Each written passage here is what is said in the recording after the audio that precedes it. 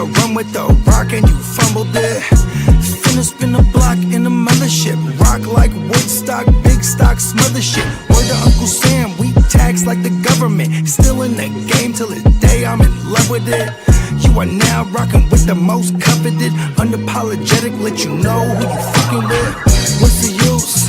I got the juice. Tapping head tops like Duck, Duck, Goose. Slide off smooth in a coupe, no roof. Rocking sheep's clothing, I'm the big bad wolf. Double up, we gon' double down and double that. If I feel I'm double crossed, I'ma double back. That's a couple hundred large in a duffel bag. Blitzkrieg, somebody gon' hand up a pack. Yeah, with the shit. Finna call a blitz, make you call it quits. I can execute the plan on improv off script. With my brothers from another living color with the skit. Yeah, with the shit. Finna call a blitz, make you call it quits. I can execute the plan on improv off script. With my brothers from another living color with the skit. Yeah, you half steppers can't fuck with this. I'm with the big steppers and we stumping shit. Ice grill, you can feel the momentum shift. Alpha and the Omega, I'm the Genesis. Real savage, go getter. Yeah, I'm getting it. School of hard knock, I'm the mascot flipping.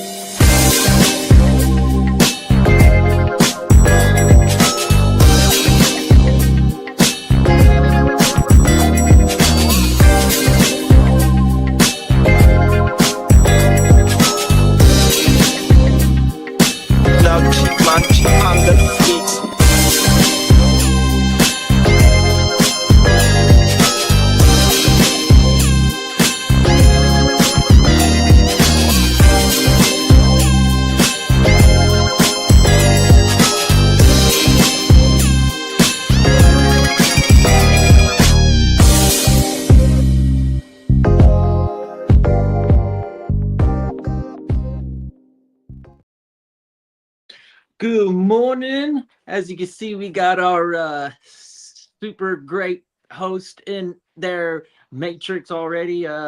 We'll see him back, but welcome. It's Tuesday again. In fact, the man is back. I was like, yo, what happened? You're already testing the matrix out. Right? I thought, and it was funny because like it was glitching you in and out. Like my whole site was just black. I was like, oh no, are we on? I'm like, yeah. Am I sitting here just quiet? Hey, top of the board, we're back. Yeah. Yes, it'll be you and I, and Peacock is back here. He's probably going to be in and out. Oh no, but it's me again. I'm here. Okay. That's unfortunate. So I removed his other one from the stream, and anytime there's any change on screen, Bogard gets affected somehow. So I have no idea, man. If I remove him like this, one of his things goes out. If I change the background, one of his things goes out. If I play a video, he gets put into the matrix. Damn, they're trying to get him to take that blue pill, right? Is it the blue pill that keeps you in the matrix? I think they're trying to tell him to stop using his mobile device. Or update it, because that's one of the cheat codes to keep your mobile device working somewhat, is to not update it with the new iOS and whatever. Yeah. So maybe his is just having all sorts of communication problems. Who knows? Yeah, it's weird. But yeah, back into the matrix he goes. Let's cross our fingers. You'll have better luck next time. I'm sure we'll see him shortly. But how you doing today, man? Doing well. Miggity Mac Daddy, no, we're not unemployed. I'm actually at work. Oh no, I work at night. I'm actually drinking my beer. I've got a very odd hour, 11 o'clock at night to 7:30 in the morning. So yeah. And then Bogard's always working. Yeah. There's a way to make money. I'm always kind of like thinking of it. It's here we are. Yes. Okay. We're trying this again. Yes. We are back. Speaking of making money, I'm always with it too. Yeah, let's get the bag. Yep. In this economy, you got to have multiple sources. Yeah, I mean, crazy. we're from California, right? So like, and we're from some premier areas where it's not the cost of living is up. So it's like, just based on that, like you have to be having a bag, even if you're just renting in this motherfucker. You know what I mean? Like, so it breeds a different type of individual. New York's like that too, where they're just hella expensive. So it's gonna breed a different type of hustler. You know what I mean? Like motherfuckers gonna have multi ways of getting the bag. And if not, you're working the job and thinking on what other thing you could do simultaneously. You know what I mean? Yep. Doesn't get any easier. Right. And it's like, why would we expect it to get any easier at this point? Everything's always probably just going to get more expensive. At best, it's going to get super expensive and plateau, and you'd be like, "Damn, this sucks." I was thinking about this yesterday on like how I was saying this on the stream, like how before currency, like you got to go back to like Babylon, right? Like Babylon's probably the first place where they were like, all right, how much for this? 5 shillings. You know what I mean? 5 ships of copper. You know what I mean? Like they were putting like a value to these physical items for exchange. You know what I mean? Currency. Because prior to that, it was like what? Like it's all bartering. You know what I mean? Or maybe not prior to that, but like outside of Babylon. You know what I mean? You go to the indigenous people. They go to the other tribe. Like, listen, we got this. What y'all got? I got some moccasins. All right. You know what I mean? Boom. I got some teepees. Okay. You know what I mean? Maybe we could do something here. Make a little wop swap. You feel me? Yeah, I mean, that was probably more socio-economic trading. So like, oh, you're trading assets and goods, but like economics and like having some sort of currency and all that stuff. You might be right with the Babylonians. I'm not too sure how far back it goes to where like, oh, now instead of fucking being able to just be alive and working for the king gives me, like you said, 2 shillings a month. And I get to turn these shillings into something else, whatever. Yeah. Not too long ago, I went through shout out to my man Prime One. He kept referring me to this book, The Richest Man in Babylon, and it's written by Napoleon Hill. And then before I got to that one, I went through a couple of his other books. I went through Outwitting the Devil. And then he wrote another book called Think and Grow Rich. And so I went through both of those before I tackled The Richest Man in Babylon. And it's basically a story about like, it's this dude, he makes clay tablets, right? And then like this rich dude comes in there and he's like, and then he has all these scriptures and he's like, I need copies of this. You know what I mean? I need, just for my personal collection. And I need it overnight. I'll pay you extra shillings. You know what I mean? Overnight.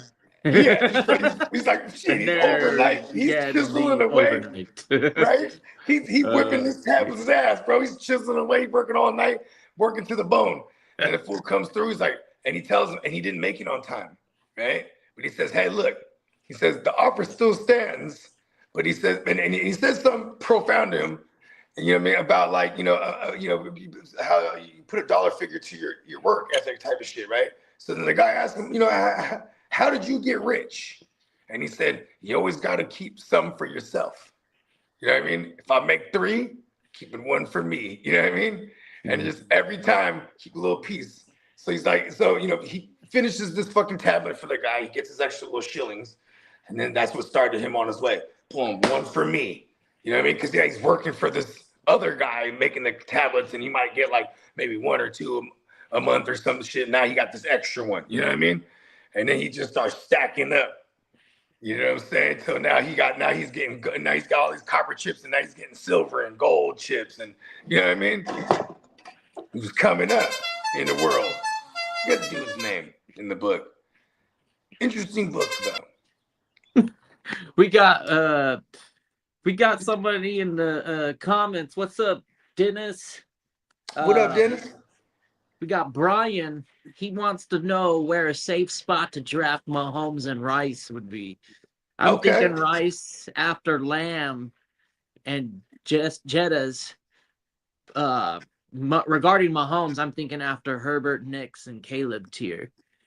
Yeah, because you know what? In reality, I like Mahomes as much as I like Herbert this year. It's just we're gonna get Mahomes at a value, so don't just reach up and take Mahomes. Get the value. Let him fall past all those guys. Yeah, if he falls. If he falls, right? Because there might be someone else who just sees Patrick Mahomes and goes, yeah, Mahomes, name brand. Yeah, there's a good chance that if you have 12 actual football fans in your league that it's probably not going to slip too far. And I'm not too sure Bo Nix. And I would take Mahomes over Bo Nix. Maybe, yeah, I'm taking Mahomes over Herbert.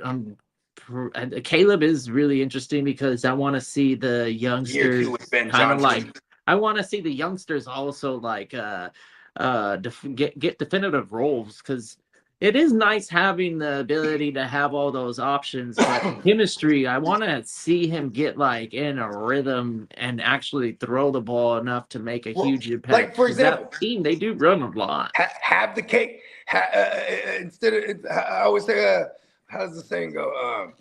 Have the cake. With Mahomes, I think that they're gonna just throw the shit, dude. They're gonna have to.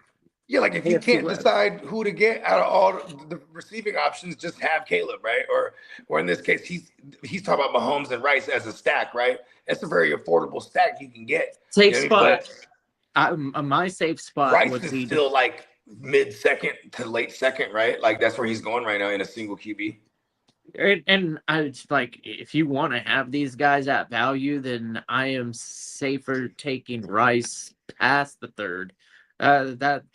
That's not even hard. I mean, or even in the third, because I think that's where he's going.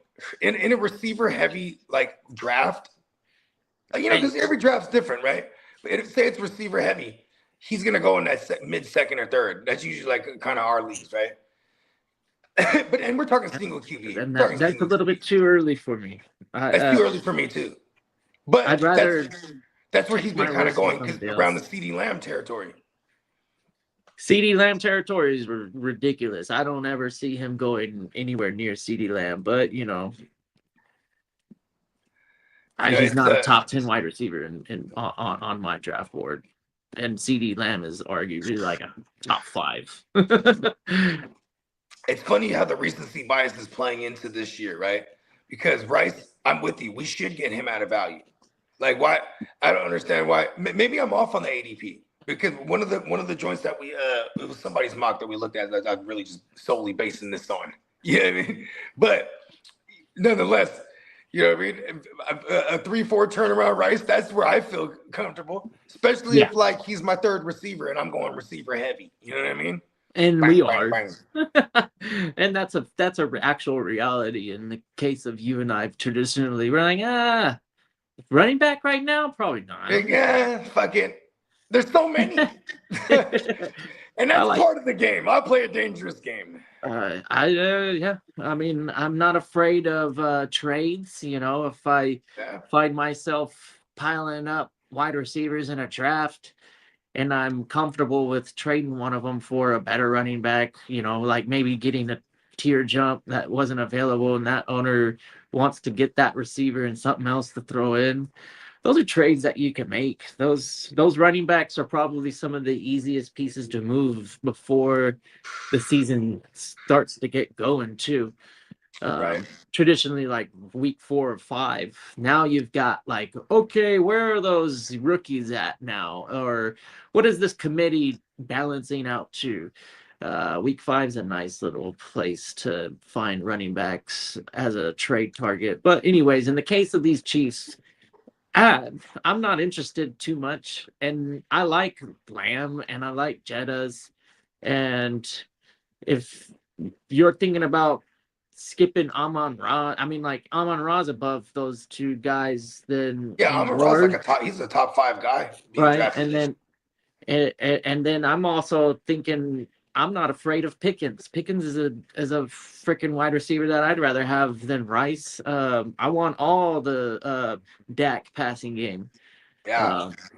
I mean, same thing with Dak too. I would Like, if I can't get my hands on a Pickens or a Lamb, if I could just get Dak, I get it all.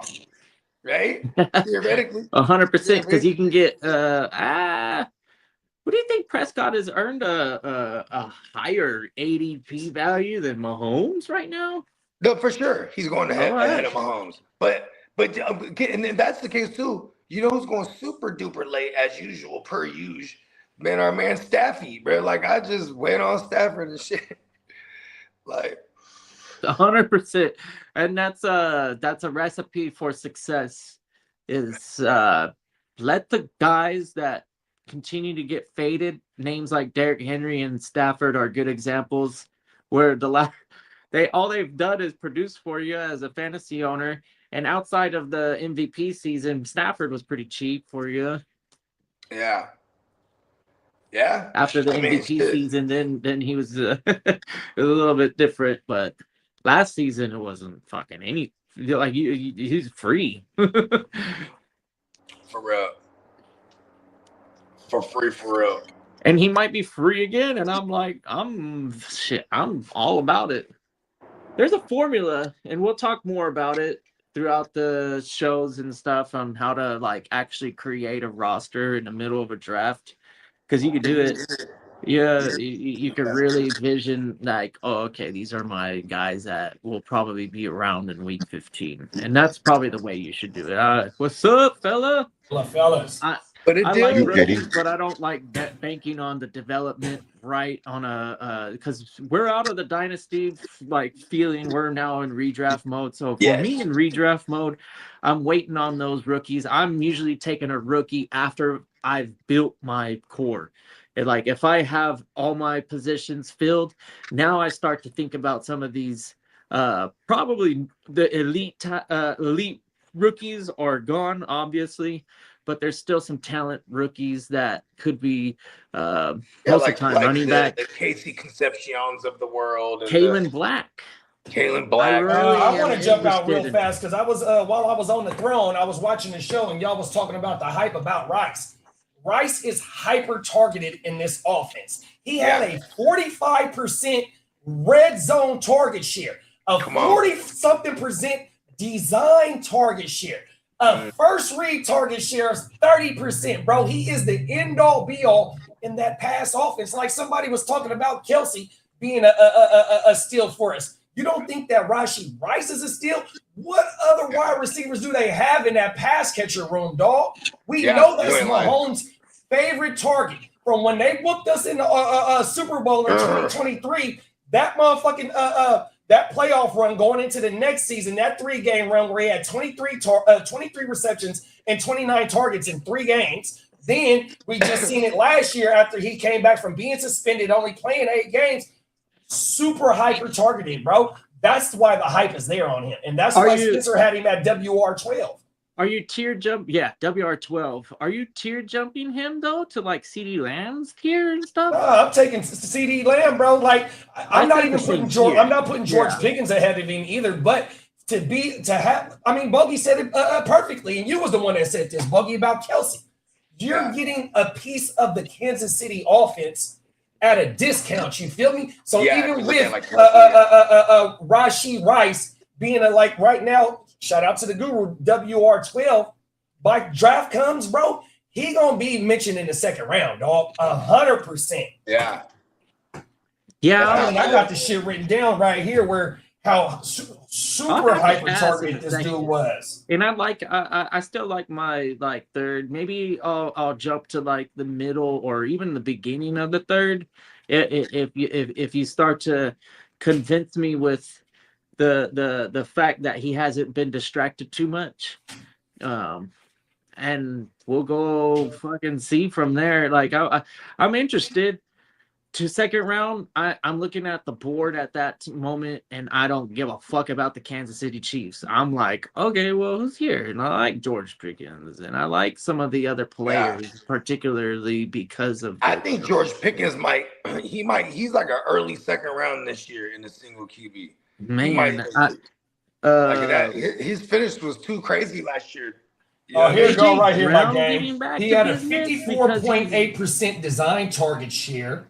He had a 28.7 target share, a 46.2 red zone target share, bro. He is the end all be all in that offense. And if you go look at every season that he's played, he continues to do that for that offense, and they haven't brought nobody in.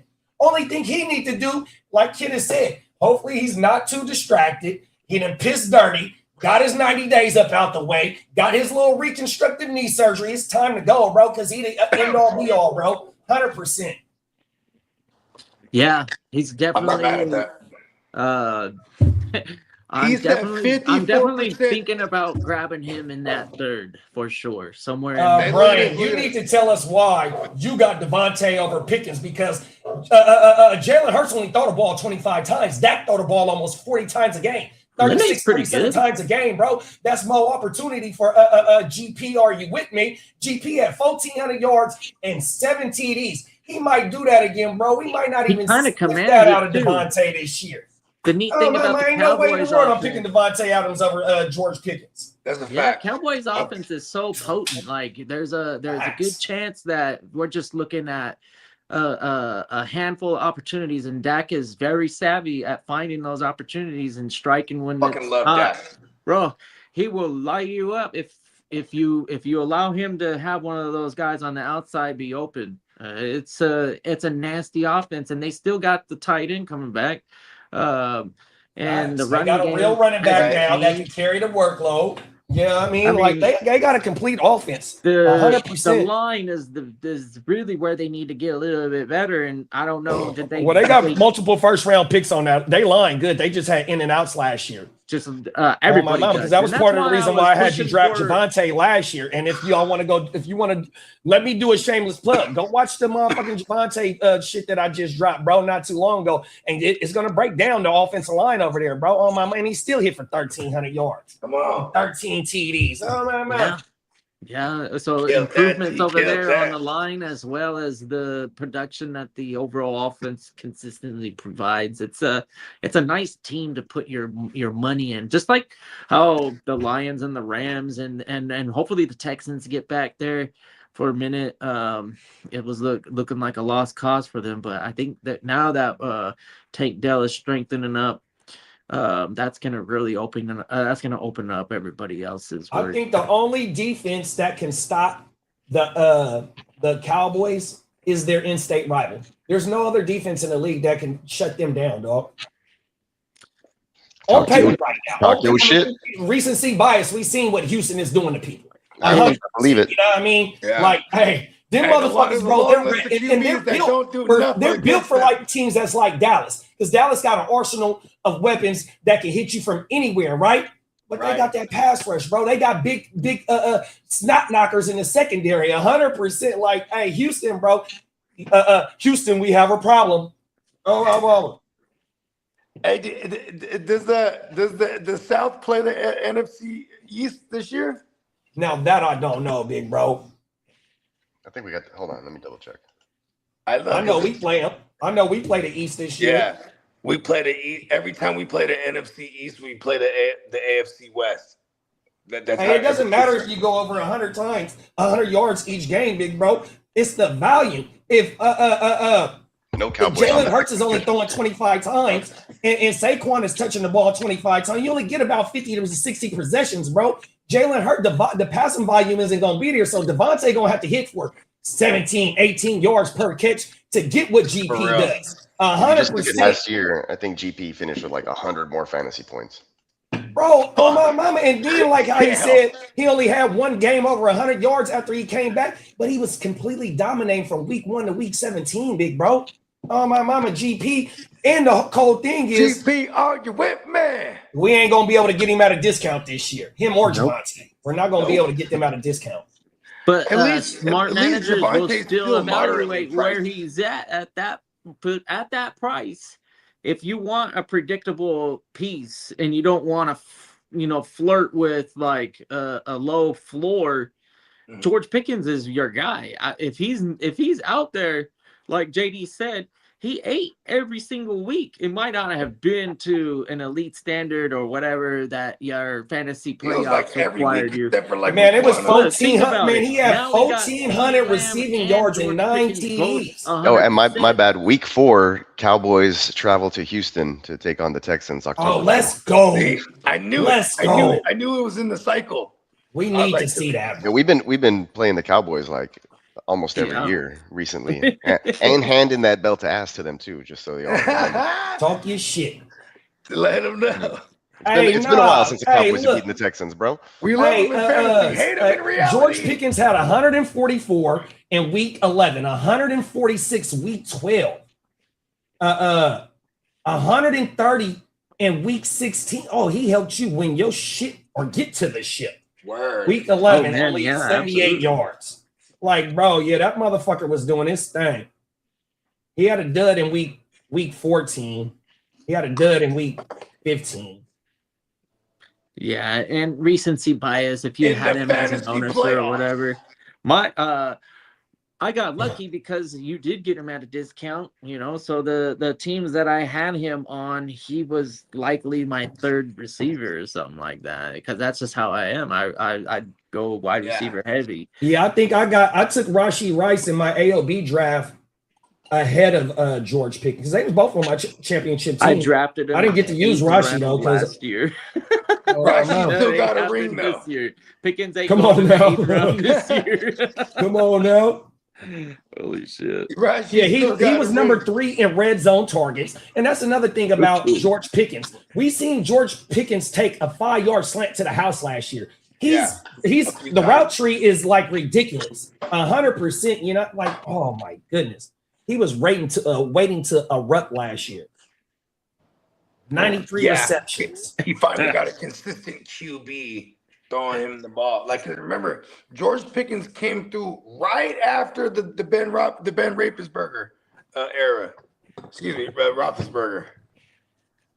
He just he's pretty smooth out there with the body control, and then obviously he had an issue with the drops, but I don't know. Last season was a nice pick me up on a fantasy manager's plate.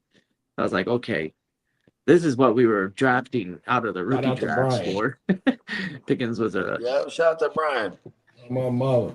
Brian gave us the top points right there. He had a question. We said, said he'd rather have Devontae late second round, early third. I ain't mad at that, big bro. Yeah, he is the number 1 over there, but they got also they brought in Wicks, they brought in Stowers, they brought in Lemon, they brought in Hollywood Brown. That's 4 new wide receivers right there. Yeah. And you still have Hurts as and a they drafted Lemon and still got Hurts specifically. All around too often. Don't forget about glass chin Dallas Goedert. Right. Yeah, and that's probably the best target right now in your waiver. I want everybody to remember how bad.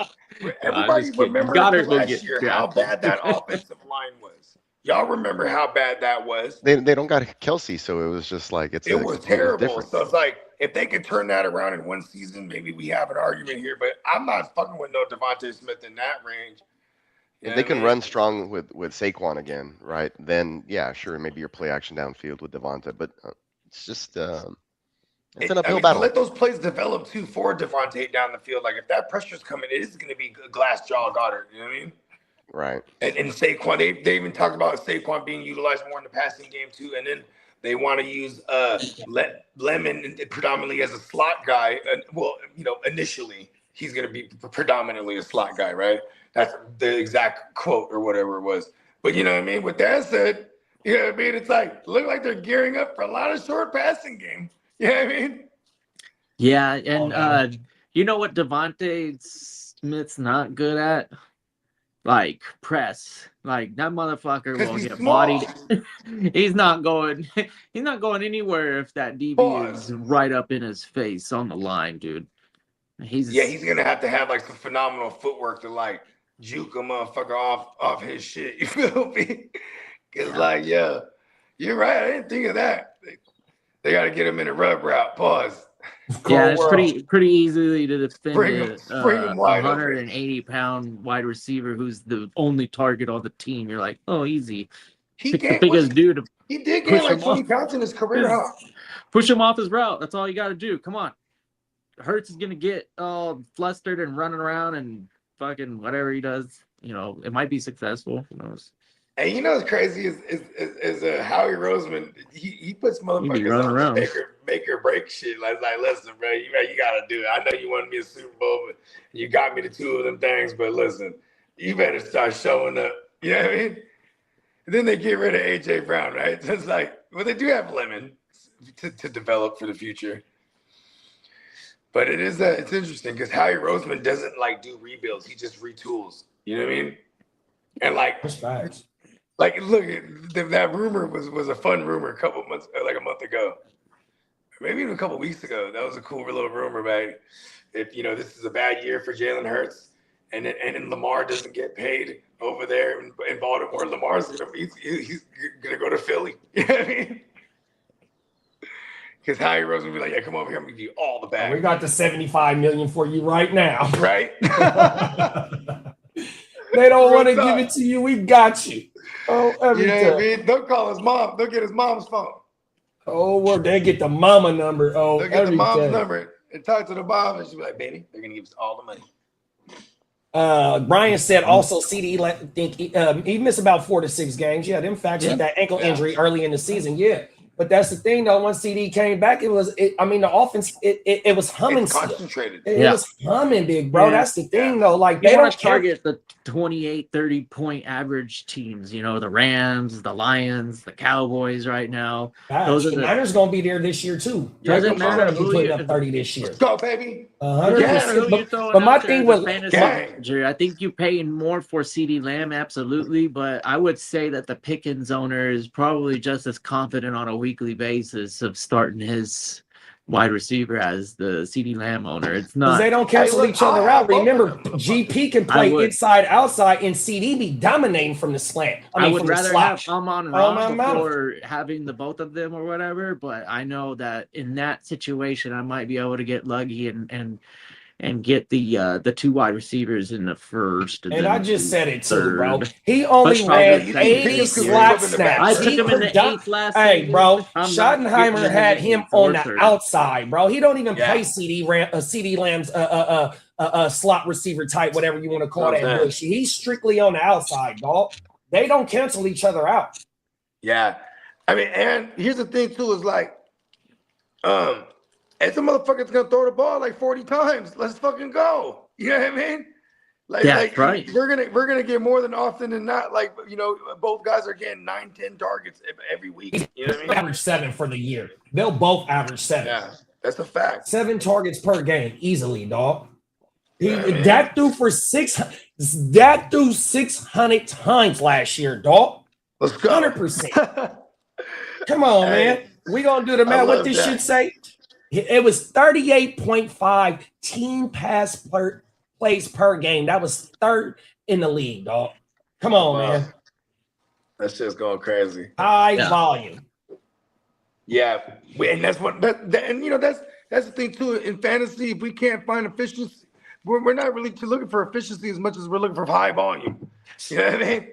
Like let's volume our way to the points we need, right? Like fuck it. Let me a trip. That's why I love the idea of Rice too. Is like when I feel like if we get a healthy Rice and Mahomes all year, Rice is 100+ catches at minimum.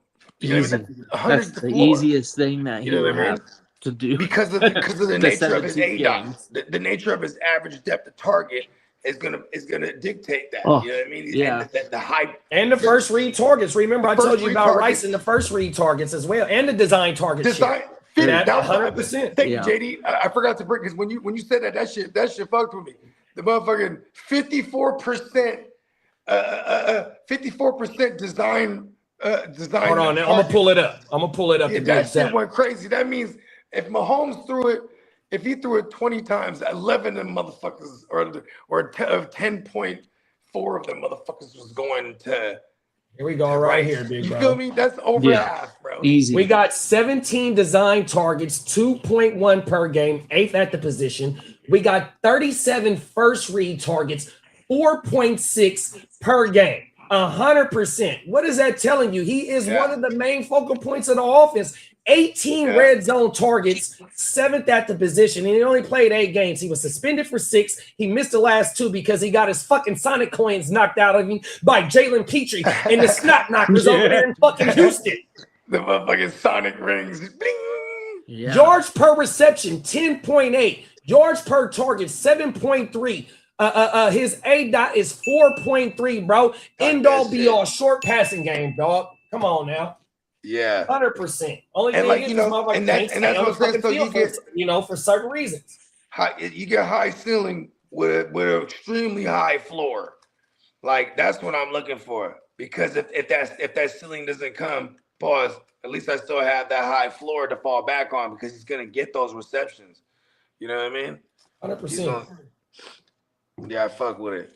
Shout out to Styler Todd Harris, man. Appreciate you for pulling up, big bro. Shout out to Styler. Hey, everybody that's new in the chat, if you go look in the description, you can find out how to enter a mini autographed Jackson Smith and Jigba Super Bowl helmet.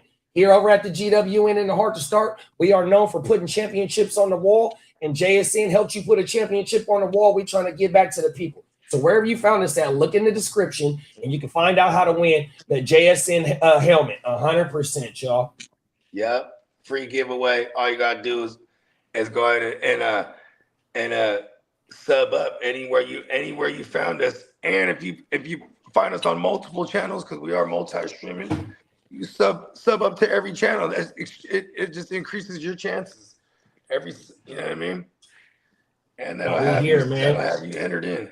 Just Brian like said, would you guys be happy with Pickens as your WR1 in drafts? Hell yeah. Yeah, if I go running back in the first round. Well, I mean, you would have to have the early. You would have to have the early pick in order to get one of the running backs. There ain't no other running back that I'm taking early. But I don't know if I'm going Pickens in the first round. That's the thing though too is Pickens.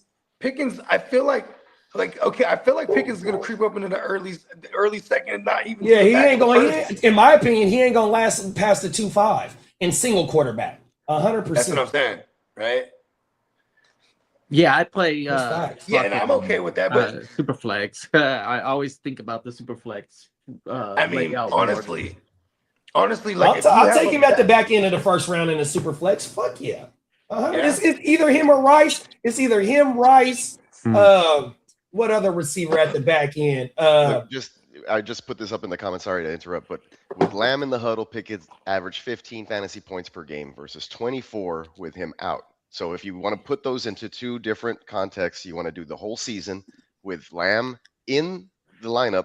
Pickens still would have been wide receiver 11 in fantasy points per game. Yeah, and that's why I feel like they need to change the game right now. I'm not done. Make Cowboys get 2 freaking wide receivers that make like 35 with million Lamb out though. With Lamb out, Pickens would have been the wide receiver 1 in fantasy points per game. And you know what else too, Peacock? You know what else too, Peacock? That motherfucker playing on a franchise tag. He wants to get the JSN number, bro. 1,400 yards and 9 TDs. Give me the back. He's trying to break the bank, dog. And you got Puka trying to get paid this year. Him and Puka finna be battling this year. Oh, I'm finna outdo you. No, I'm outdoing you this week, bro. Fuck that. I need the bigger bag. Oh. Yeah. I ain't mad at that. Oh man. I hope I hope all these people start to just get real hyped on their running back picks in the first round, because I'm gonna be very happy taking one of these wide receivers. This season's crop in the first round is looking mighty nice. Yeah. Shout out to Ryan, man. Ryan asked a question, y'all. We got a fantasy question. What up, Ryan? Ryan said at the 102 or the 106 10-man PPR, what pick would you rather have?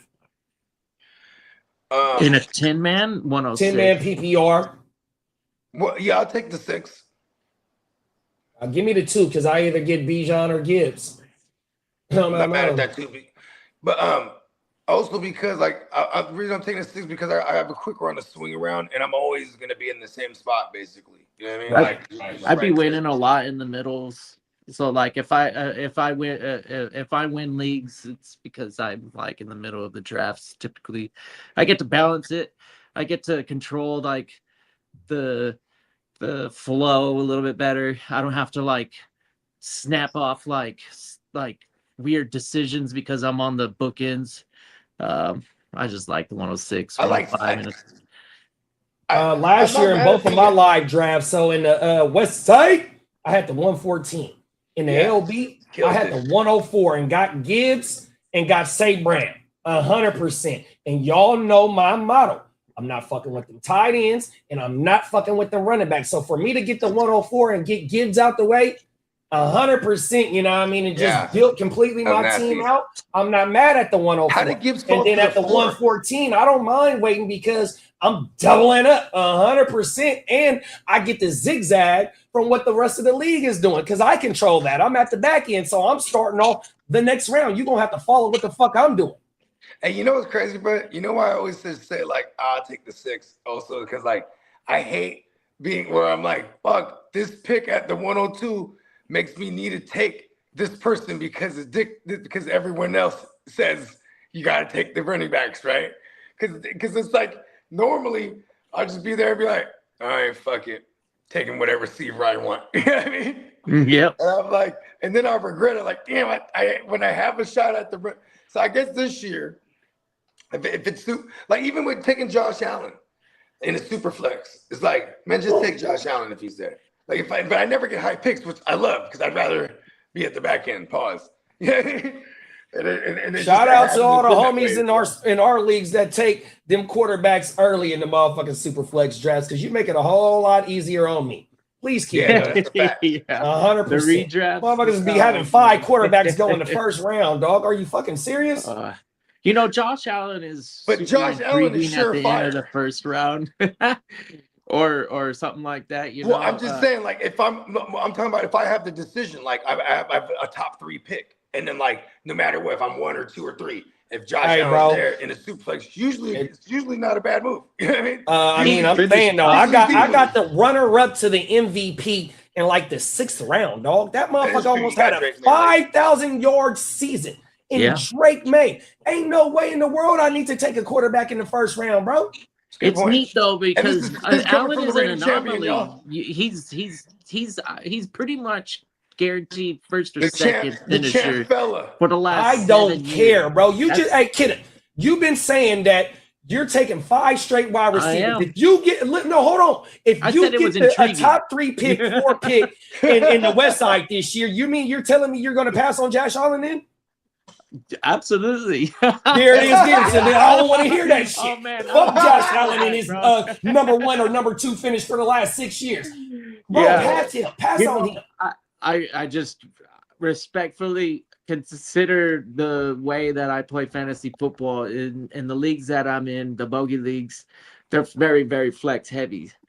Yeah. And there's a certain value that I have on a bench, and going skill position shit like first 7-8 rounds isn't out of the question, but definitely the first 6, and then you know, depending on how the flow of the quarterbacks, I'm not mad at some of the cheaper names, like especially when you start to see Stafford fall, and that's the main thing. And Baker, if you're seeing a value. Baker is a little bit of a tier break for me, where I start to get a little bit antsy. And Baker is going to slide this year just based on the injury and what the shit looked like last year as a shit show. 100%. But we all got to remember in 2024, Baker almost had a 5,000-yard season, and it was just ugly last year. So he's definitely a bounce back shawty this year. He definitely has a chance to bounce back. Come on now. I love that. I'm trying to tell you, we got to find the values in these later rounds. That way, like I said, bro, we want to build a roster from top to bottom. So I'm not investing in no quarterback or no tight end early in the draft. And if I'm later in the draft, yes, I'm skipping running backs unless it's CMC. That's the only running back in the back end of the first round that I'm considering taking, depending on what wide receivers is there. Other than that, bro, we're gonna build our complete roster out, and we're gonna wait on, like you just said about Stafford, bro. In single quarterbacks, he was going at the 11-4 last year. That's crazy. He threw 48 TDs and almost 5 thou out, dog. And that was his third time in his career going over 40 TDs. Now let that sink in. Yeah, He been playing since 2017, dog. That's his third time going over 40 passes TDs, 40 passing TDs. That's mind-boggling. We got more startable quarterbacks this year for fantasy too. So that's another thing I'm liking. There was more question marks at quarterback position, whereas I think like Bo Nix, he did kind of like carry a little bit question mark going into the sophomore year. We know what that Broncos offense is now, and we can expect like maybe not. He finished that. He's back-to-back Bo Nix back-to-back QB sevens. The passing game is terrible, 100%. Even though Sutton and Franklin did a whole lot. Matter of fact, look at this shit. Because I'm doing my quarterback video. I'm finna break down this target shit for y'all over there. Listen to this shit. Yeah, it's crazy. We go right here, dog. Listen to this shit. Yeah, where we at? Broncos okay, look, bro. For the most part. Last year, I want to CJ you had Stroud 135 targets from Sutton. You had oh no, that's 2024. Excuse me. You had 124 targets from Sutton and 104 from Troy Franklin, right? Highly inefficient. 65 to 104 for Troy Franklin. And we call Troy Franklin a red zone monster, but he only had 3 TDs in the red zone. Cold world. Then you got Sutton, 124 targets, 74 receptions. Highly inefficient. Then everybody else under those two top pass catchers on that team, everybody's bunched up in targets. That's why you go give up a number one for Waddle, 100%. And Bo, back-to-back QB sevens, bro. We got to remember he's able to do it with his legs as well. So when you be able to, and he's a little bit shoddy when it comes to true QBR, which is the layups and deep ball accuracy. In my opinion, is going to get better as he gets more reps under his belt, even though he's a 50-year-old quarterback in age because he had like 8 years in college. You feel me? But he got Sean Payton, 100%. Still got Lombardi over there. This is third year with Lombardi. Yeah, and then you go get Waddle, bro, on top. And Pat Bryant. That's the main thing. Pat Bryant and RJ is the future of this offense. If you go look at their targets to their receptions, highly efficient, bro, on my mama. So I hope they get some run as well, bro. But yeah, man, Bo Nix is a damn great fantasy quarterback, and he's going to get better. Yeah. Drake May, another quarterback that's only now he got Waddle. He got AJ Brown. I mean, like, geez, there's not a lot to like hold Drake him back. May's like the second QB drafted. Oh, and here we go right here. Yeah. Bo averages 4.88 attempts per game. He has a 4.29 yards per carry. He had 5 rushing TDs, and he had an 18.6 carry share. And that's another thing. The Denver run game is boo-boo. Now, just imagine if Denver had a okay run game to make the play action even better. Off boots and shit, because the threat of him in his legs is going to make the linebacker suck up on bootlegs and play actions. 100%. They run game, bro. J.K. Dobbins, yeah, he was looking good, all right, but he got injured. That's why they took Jonah Coleman to help that run game as well. The run game, it ain't that dominant over there, bro. Yeah. There's a case to be made for him. You know what sucks the most for him in fantasy too is just how good their defense is theoretically. You know what I mean? Yeah.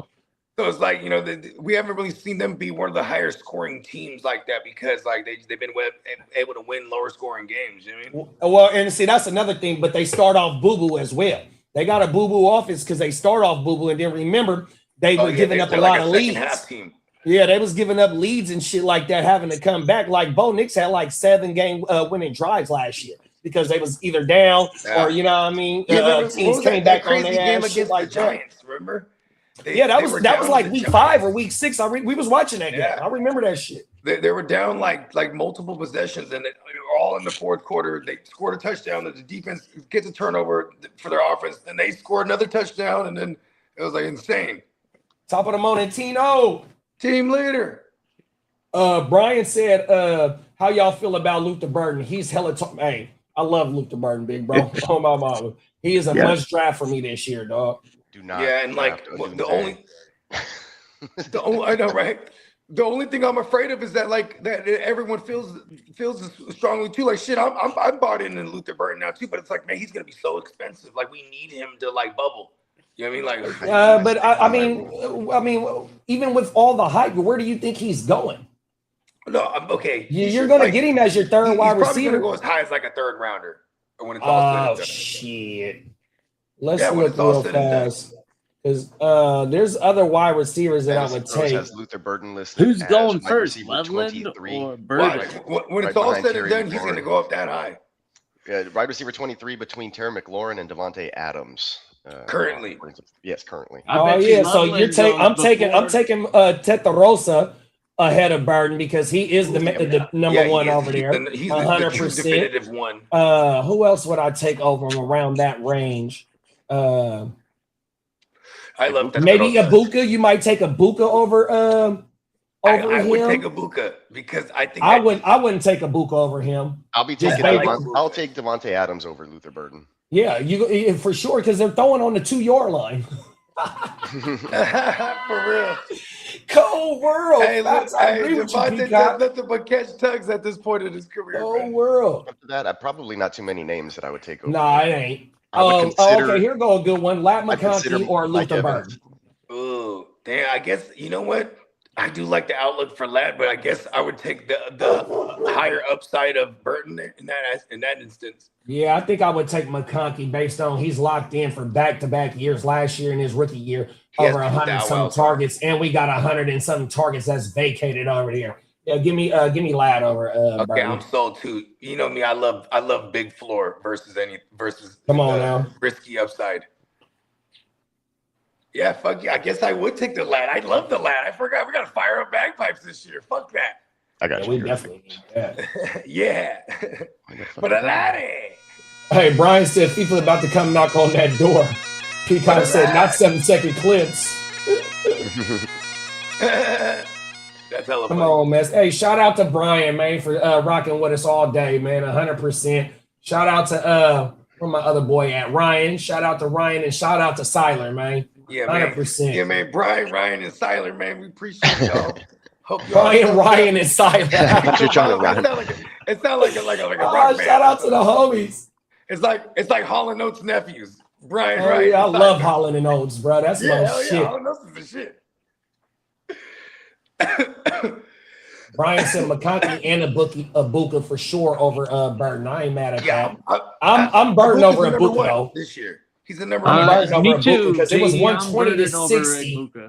Yeah, it was 120 to 60 something for Ibuka, so highly inefficient as well. But first year, it's gonna get better. And the offensive coordinator last year was boo-boo, bro. I just realized that they got Zach Taylor, Zach Robinson as their OC over there. Yep, that's going to be so beautiful for us. The biggest thing for me with Double E was that he got hurt with a hamstring. No, for sure. And Baker had a shoulder sprain in week 11 as well. Yeah, so I really like Ibuka. Everybody was clamoring for him in all my leagues where I drafted him like all year long, and then people coming after him all off season. So I think that the sentiment out there is that Ibuka will have a better season than he had last year, and that's because he had a great season, I think. And then the absence of Mike Evans, fully correct, and I ain't scared of Chris Godwin. It's been forever. He hasn't been the same since the injury. We got to remember Jalen McMillan. His rookie year, he was killing once he got into the lineup, and last year going into training camp, he fucked up his neck, so it also took him out the season for a long time, and he came back at the end of the year. So they are loaded in the wide receiver room. Yeah, and they took and I know Buck. Let's they go. took Ted Hurst this year.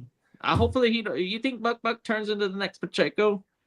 No, Buck will be back, bro. Buck is not. I'm not afraid of him, and we're going to get him as a late round thing as well because he has him and Rashad. Remember, 2 years ago finished in the top 24, and they both had 50 targets, 60 targets. They had like 8 pass catchers with over 50 targets in 2024. That's why we got almost a 5,000 yard season out of Baker. 100%. Everybody in the offense is going crazy. He got a 25% target market share as a career stat as far as targeting the running back position. So it'd be 25% of the time he's throwing out a running back. That's pretty. And another thing of investment to the running backs is Kenneth Gainwell. He had 875 receptions last year, dog. We know, like how Bogey just said, what Baker like to do with them running backs.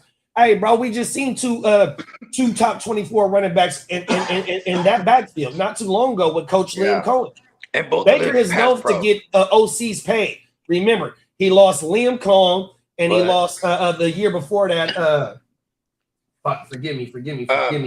Canales. Baker is getting OCs paid, bro. Facts.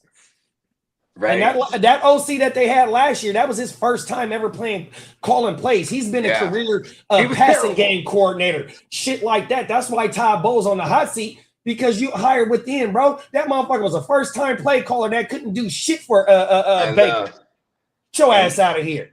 At the buzzer. And you know what's crazy to me too? He could have fucked around and he could have fucked around and made a push for like a McDaniels early. You know what I mean? Like where was that? They just went and hired Zach Robinson real quick.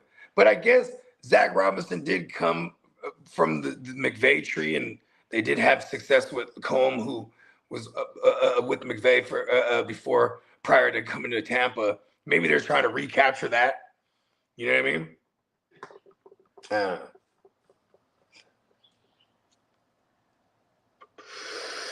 That's just something I just thought about now. I like Baker a lot, though. We're gonna get him out of value. I'm down with that. Yeah, because there's certain things that like for example, I don't ever have the high end running backs. I don't ever have the high end QBs, and I always think, why did I take Gibbs, or why did I just take Josh Allen there, right? But it's because it's like it's a safer way to build. I feel, you know what I mean.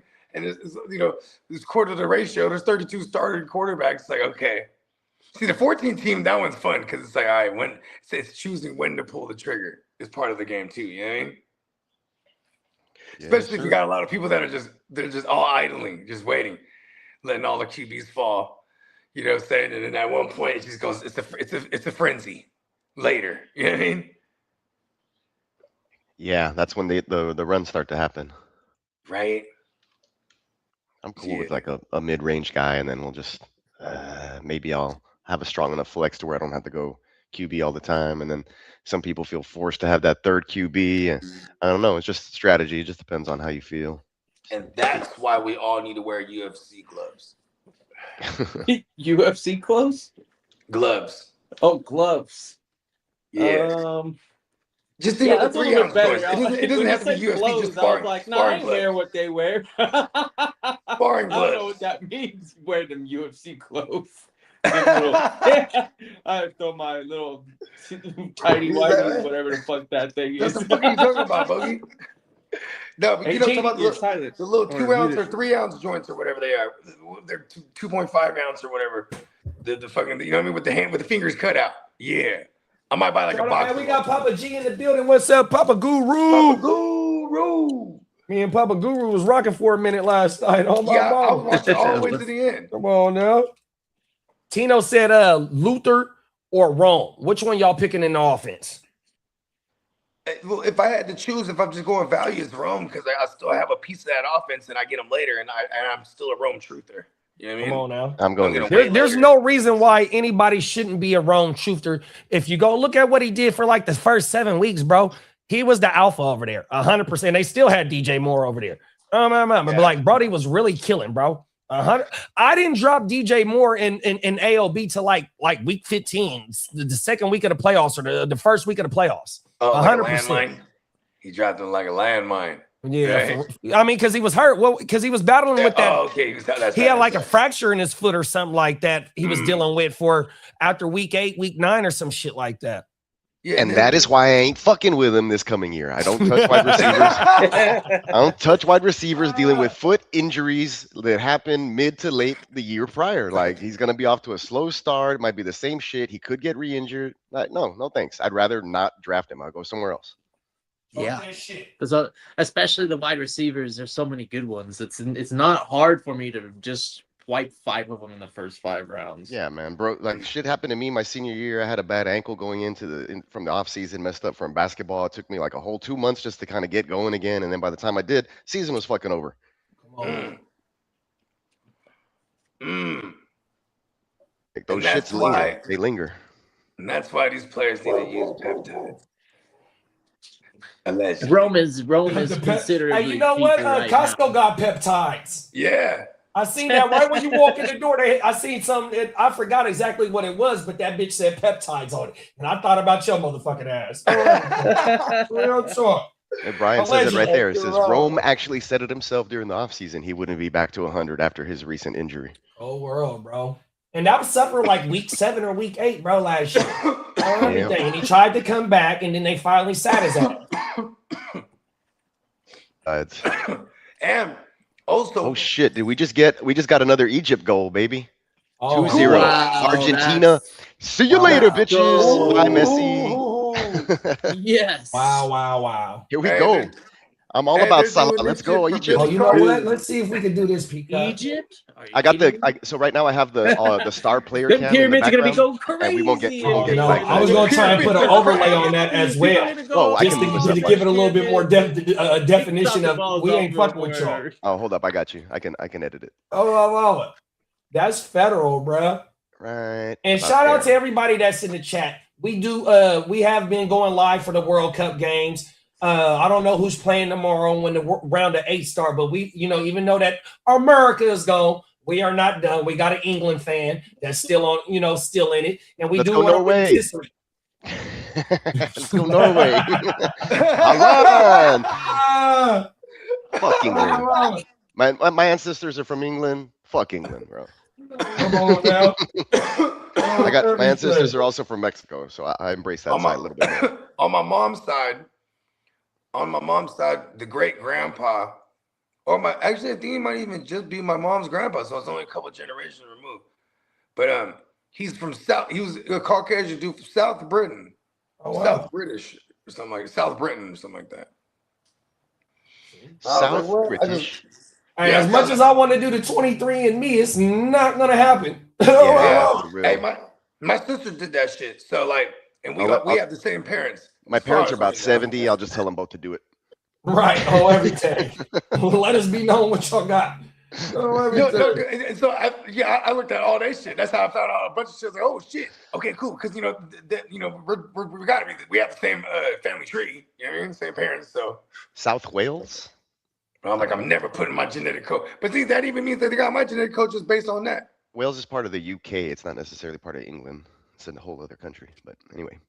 Marco said he don't think nobody playing tomorrow. So I know they said, shout out to Soundwave. Nick let us know that England play on Saturday. So I don't know exactly when that shit's, but we will be going live for the round of 8, the round of 4. We might probably do both. If them games is one day, the round of 4 is all on the same day. We'll do that shit like a wakey game, not a wakey game, but the grit don't quit. Right. Like people been showing up. Like we've been getting a lot of people from different countries when we do the World Cup shit. Hey, I'm tapping in from South Africa. Oh, I'm from over here. Wooty woo. Right. Oh, you all over the world, bro. Shout out to Soundwave. Oh my mouth. Brian said France is winning it all. Don't they play today too? Or they don't play today? Oh no, we just seen them play. That was 4th of July. They played 4th of July. The fix is in, guys. They just took the goal away from Egypt. Oh, what? 1-0, yeah. There's no way that Ronaldo and Messi can go out in the round of 16. Uh-oh. What are we gonna watch for? For real. We watching for the Brits. Oh no. Fucking hottie Kane. The Brits are gonna do it. They're gonna take it. Oh world. That'd be funny if they took the World Cup in America. Huh. How ironic would that be? Believe in us. Right. It's like, hold on, y'all lost the Revolutionary War, all right? Hey, shout out to Gonzalo Ramirez. He said, "Who's y'all's team?" Here, let me show my camera. Let me put my camera Niner, baby. You see right there what my team is. It's not a game, boy. 100%. Yeah, I mean, where's Bones at? You see Bones back there? Yeah, man. Bones is the 12th man of the Niners. Right. He's the spirit of the night of Niners past. Oh my mama.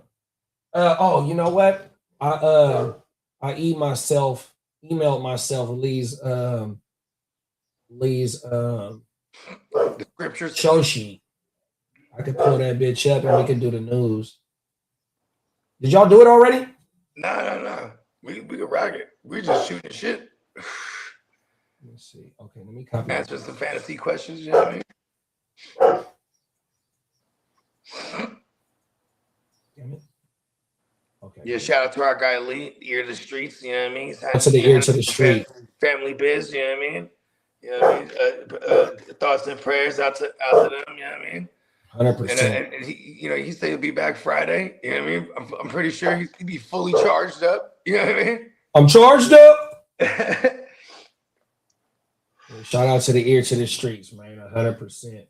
Is that the logo of the best defense in the league? Where you see it at, bro? I don't see the logo. It's on my screen. Yeah. Oh, okay. Talk that shit. Yeah, that is our resident neonpeacockmerch.com Houston Texans fan.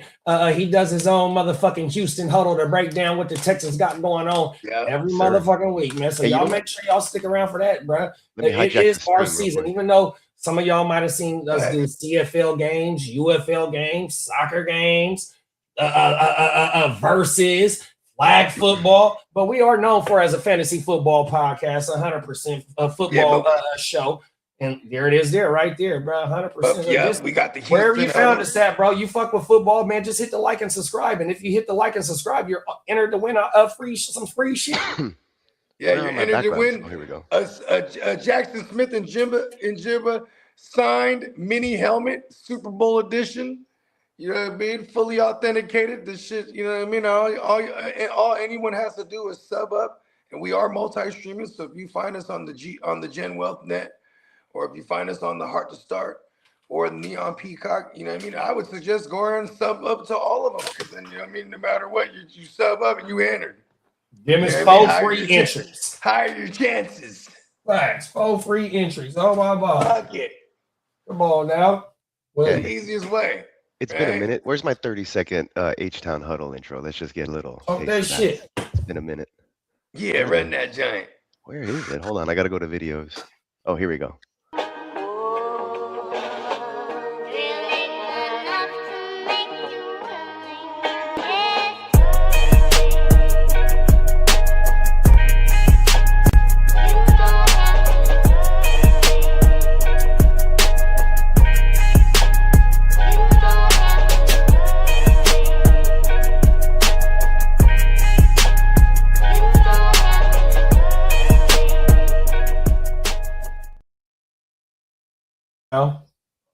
H-Town stand up. You stay locked in for that when we get Come back. on now. H-Town stand up, man. We in the motherfucking video. We building. lost Bogey. Fucking Matrix is hating. Oh my mouth. 100%, man. Yeah. But yeah, man. We got all aspects covered with this NFL shit because we're live on Mondays. We're live on Thursdays, live on Tuesdays, live on Fridays, and we do watch parties on Sundays, bro. So we cover this fantasy football shit. We cover the NFL top to bottom, pause, beginning to end, and in between with the off season and at the beginning of the season, 100%. So the whole 365 days, we are a NFL channel, fantasy football channel, but we are starting a little bit deep dive into the UFL, to the CFL, you know what I mean? We had the fucking flag football shit. That shit about to be booming because the Olympics right around the corner. So yeah, man, y'all found the right spot. 100%. Oh my mama. But shit, let's crack off that news real fast, y'all. Check the chat. Finally got Tank Dell back. Okay, Stroud's God. That's one thing that Peacock said, bro. And I've seen Steve Smith said that Tank Dell is the alpha in the room, not Nico. Not the other Nico twin, a.k.a. Higgins. He was only there 1 year. But they say that Tank is the guy over there. Like, he is the alpha in that room. The route running is legit. Like, he's probably the best route runner they got for sure. Come on now. Release, like, it's people like, okay, we were talking about Devonta Smith earlier, like how he has some trouble maybe on press coverage. Like, not Tank Dell. Like, he may be little, but he's shifty, and it's hard to get your hands on him. And he's always open. It's crazy. I hope he can still do that, though, after this injury. 7-Eleven, always open. Yeah. Come on now. Yeah, them motherfuckers, like, they're loaded everywhere, like from top to bottom on both sides of the ball. Only thing that, and it shows you with the offseason how they attacked the offensive line, how they brought in the wide receiver, the running back, went and snatched him up out of Detroit, and he still got tread left on the tires. That's all they need is the O-line and the running back to be able to be capable enough so CJ can get that fucking play action going, dog. After that, bro, the run helps the defense. The defense helps the offense because they're going to get turnovers 100%. So we might even see 25 to 27, maybe 28 points per game from them, bro. 100% extra fucking possessions because of the defense. Oh, no. Yes, I can't wait for this season, dog. 100%. I can't wait. Hella excited for a lot of these teams. See what they putting out on the field. Is Lee's grandson available to do the news? Oh no, if he's ready for that, then. Oh my mama. Stop with the nonsense. Lee is a fool. But let's go ahead and take him to the motherfucking streets.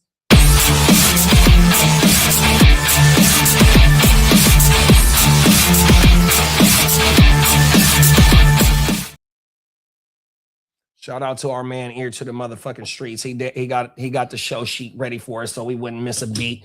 100%. You know what I mean? Big bro, stay working. I think he sent me this shit last night while we was watching the game, yo. 100%. So the first place we going to, that's what we think about T-Law, Nick. You asked, bro. You asked. Nick that's what we think about it. Nick doesn't realize it's a fucking blonde wig that I have absolute power on this show. Don't ask questions you don't want answers to, Nick. Oh my goodness. The first part we gonna take them to is look at all these rumors surrounding me every day. I need some time to get away. Let's get into these rumors, y'all. Yeah. Where is it at?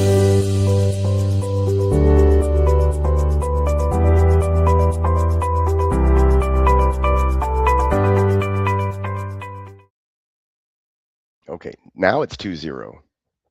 Egypt. Let's go. I mean, my shit's still mute. Uh-oh, that don't sound good right there. Yeah, now one goat just went down yesterday, not another goat going down today. Nothing to cheer for no more. Come on now. Holland. Let's go Norway. First rumor is Cincinnati Bengals are linked to Saints running back Alvin Kamara.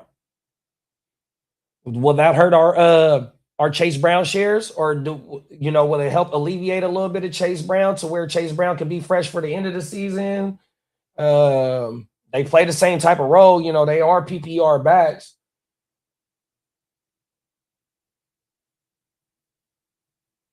And I wonder what they would try and get. They can't get too much for him because he got a $20 million contract, even though I think it was a 2-year that he signed last year, 2-year, $24 million contract. But yeah, when you bring in ETN at $50 million over 4 years, 5 years, you still got Devin Neal over there. You still got Kendra Smith or I can't think of Brett's last name. But yes, the writing's on the wall. It's time for Kamara to go. It's time for Kamara to go try and get be on a Super Bowl like type opportunity team. 100%. He definitely can help a team. Oh my mama. Yeah, well, he is a running back too, so all the money he can get is probably another option that he will take. He's like, hey, first real free agency, okay, whoever the highest bidder is. Come on now. Yeah, I would love to see him Kansas City, because we know that old boy K-Dub, he ain't putting together a 17-game season. Hopefully he does this year. But KC, I wouldn't mind seeing him in Frisco, but we got Kaylon Black in the third, so we need a pure runner. You know what I mean? Somebody that can stay on balance after contact and still get, 3, 4, 5, 7 yards after contact, because that's what he did in the motherfucking last year in Indiana. He led the NCAA after damn near yards after contact, or was one of the top 5 running back after yards after contact. And we need that, bro. Facts. Yeah, and you probably, as great as he is, just kind of lighten the workload as inevitably he's gonna start losing his step and getting banged up, and pause. It's a rough road for CMC, I think, from here on out. It's not smooth sailing like some of his MVP caliber seasons. I'm hoping that we get a RB1 finish out of him, but like you said, like especially if they bring in Kamara on top of having all the capabilities with Black and just knowing how Shanahan and crew have been hyping him up, and there's a lot to like about it. Finally, if he can stay healthy, that's the knock on those other running backs behind CMC so far, is that the young ones have been getting knocked around and missing time, and we never really get to see truly them evolve into a supporting role. Well, they bums. The only supporting running back that we had since we had CMC is Jordan Mason. Jordan Mason was an undrafted free agent. I forgot what school he went to, but that motherfucker made the 53, got paid from another team, and we were able to recoup a draft pick for an undrafted free agent. You know what I mean? So you got Joe Williams, Terrion Davis Price, Trey Sermon, like, bro, they've had opportunities to put somebody behind, and the shit just don't pan out. You feel me? And the Mason thing, you know what the crazy thing about that is? As soon as CMC was fully healthy, that guy saw like 5 snaps. Is like not even well, they both got hurt in 2024. So what happened was CMC only played like 4 games in 2024, right? And I think he tried to come back at the end of the year or some shit like that, right? But fucking Jordan they weren't able to get on the field at the same time. And then in 2023, that's our Super Bowl when we lost to them. Like, it was all CMC. You feel me? 100%. So you really don't get the opportunity, because why give up for whatever you gave up to go get CMC? He's a 3-down back. You're not really going to spell him. But now at his... You said all CMC. He even had to play quarterback that game. No, that was the 2022 season. Oh, okay. I was thinking that. I thought it was 2019. That was his first year being a Niner. And that was Brock's first year as well. Brock came in week 8, week 9. And then in the NFC Championship, Brock gets hurt by Hassan Reddick. Right. NFC comes in, Brock comes back in, and then in comes Josh Johnson or some shit like that. Oh, yeah. Throw it. Facts. Wow. Right, yeah, you ain't lying, big bro. Facts. That's where they messed up with all that emergency quarterback BS. Like, come on. You let the team carry another guy. We had to watch. And it doesn't count against the 53 that you dress either. That's crazy. That's crazy. Oh, my mama. Commanders continue to be connected to Brandon Aiyuk. No, Brandon Aiyuk continues to be connected to the Commanders, bro. Let's get that shit straight. Fuck him. 100%. Ain't not finna fuck with Brad. He's, man, I don't know. He's done, bro. Yeah, he ain't helping his cause.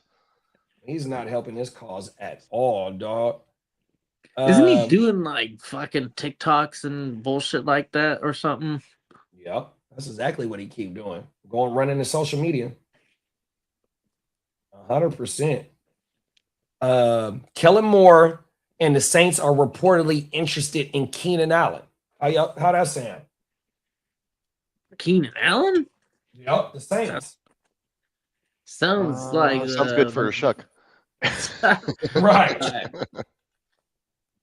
That's that Kellen Moore connection when Kellen Moore was over there in 2023. That sounds like Juwan Man Johnson would be almost irrelevant if something like that happens. He'll be giving up a lot of his targets, I think. I don't know. I think his play catches up with his hairline. Cold world. But he is coming off back-to-back seasons of 120 plus targets. Did it in Chicago in 2024, and then he did it again last year with them Chargers. So OG still got a little bit of gas left in him, and it ain't like he never had a deep routes in order to get his money. His whole game was very Rice-like, where I'm running around and am I here? Nope, I'm over here. And then like, how the hell does he get open? He's not even fast. He's not even strong. He's not even this and that. He's just like average athleticism, but knows how to run a fucking route and get a defender a little bit off balance to create separation. Always been a interesting wide receiver, but Phillip Rivers is like, that's a perfect quarterback for him. And then to have Herbert, it's been a nice run for him, since the team seems to find quarterbacks that like to throw to receivers like him. But he's not every quarterback's favorite receiver. And I think, like I said about him aging, and I don't know if the team is, any team that picks him up is truly in position to be like, oh yeah, let's commit a bunch of targets to him, unless he goes out there and proves, because whatever he did produce wasn't absolutely like impressive enough to warrant a start over a promising youngster. I'm still going with the youngster over Keenan Allen at this stage of his career. Yeah, I mean, because I had Ladd as a must draft last year, and OG wasn't part of the reason why the young bull didn't shine last year. And so Ladd did struggle. It wasn't all Keenan Allen. It was Ladd not actually being. Ladd played the same exact role that he did for the last 2 years. Same amount of slot snaps, same amount of games, same amount of targets. But what it was is that Keenan, in that offensive line being broke down, Keenan was the first read target, and he had a short ADOT, 100%, and Ladd still in the slot. Oh my mama. Yeah, it's just. And then you had the emergence of Orlando Gadsden as well. Come on, Argentina just scored. I hate the Chargers. They can they can burn. I'll go ahead and cast the votes to kick out the Cardinals and Chargers. It'll make the league more interesting. Let's go ahead, or maybe make them one team. Yeah, we're gonna make them one team across the pond, and then we only gonna get one expansion team. Yeah, I don't know. Fuck that. Yeah, we don't need them no more. Come on now. Next up, Vikings could still add another wide receiver despite signing Jawan Jennings. Does that mean that they might let Addison go, because he's on his 5th year, I think, or his 4th? No, is it 5th? Is it 5 years for Addison? USC 2023 was it 3rd year? Yeah, I'm not too sure, but I want to say first round pick. Yep, and he won the year before. He won that award. The Fred Biletnikoff. He won it in was it the Fred Biletnikoff that he won? I think he was sophomore in the other school before. Yeah, it was at Pittsburgh. He won it in Pittsburgh, the Fred Biletnikoff award. Then he transferred to USC, and he was with Caleb, and he put up, I want to say, like 75 receptions in USC that last year. He was with Caleb. Lee, you're funny. The beloved Jets are not in the fucking same category of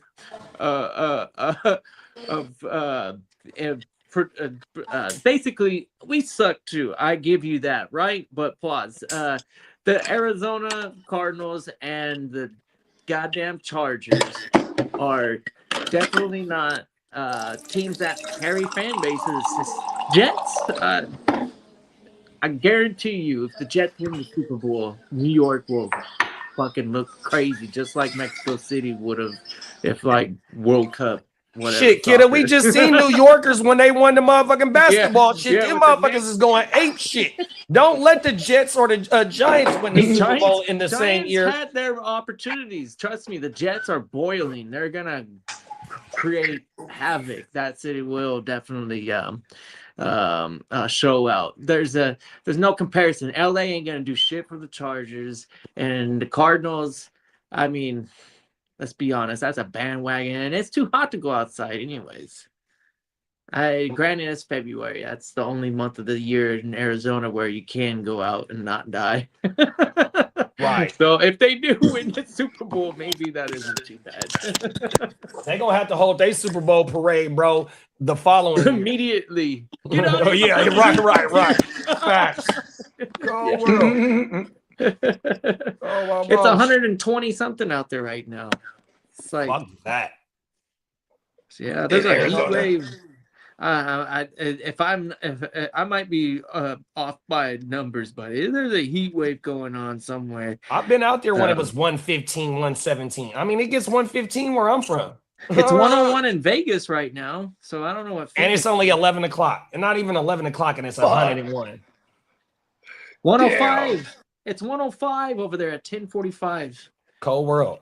It's going to be 112 today in Phoenix. And that's why when we're in, this is why, like, when I used to party on the strip, it would be dangerous as much as it would be easy, right? Because we're just indoors and they're just pumping in hella oxygen, so we're just turning up and there's no windows unless you go Argentina. Right.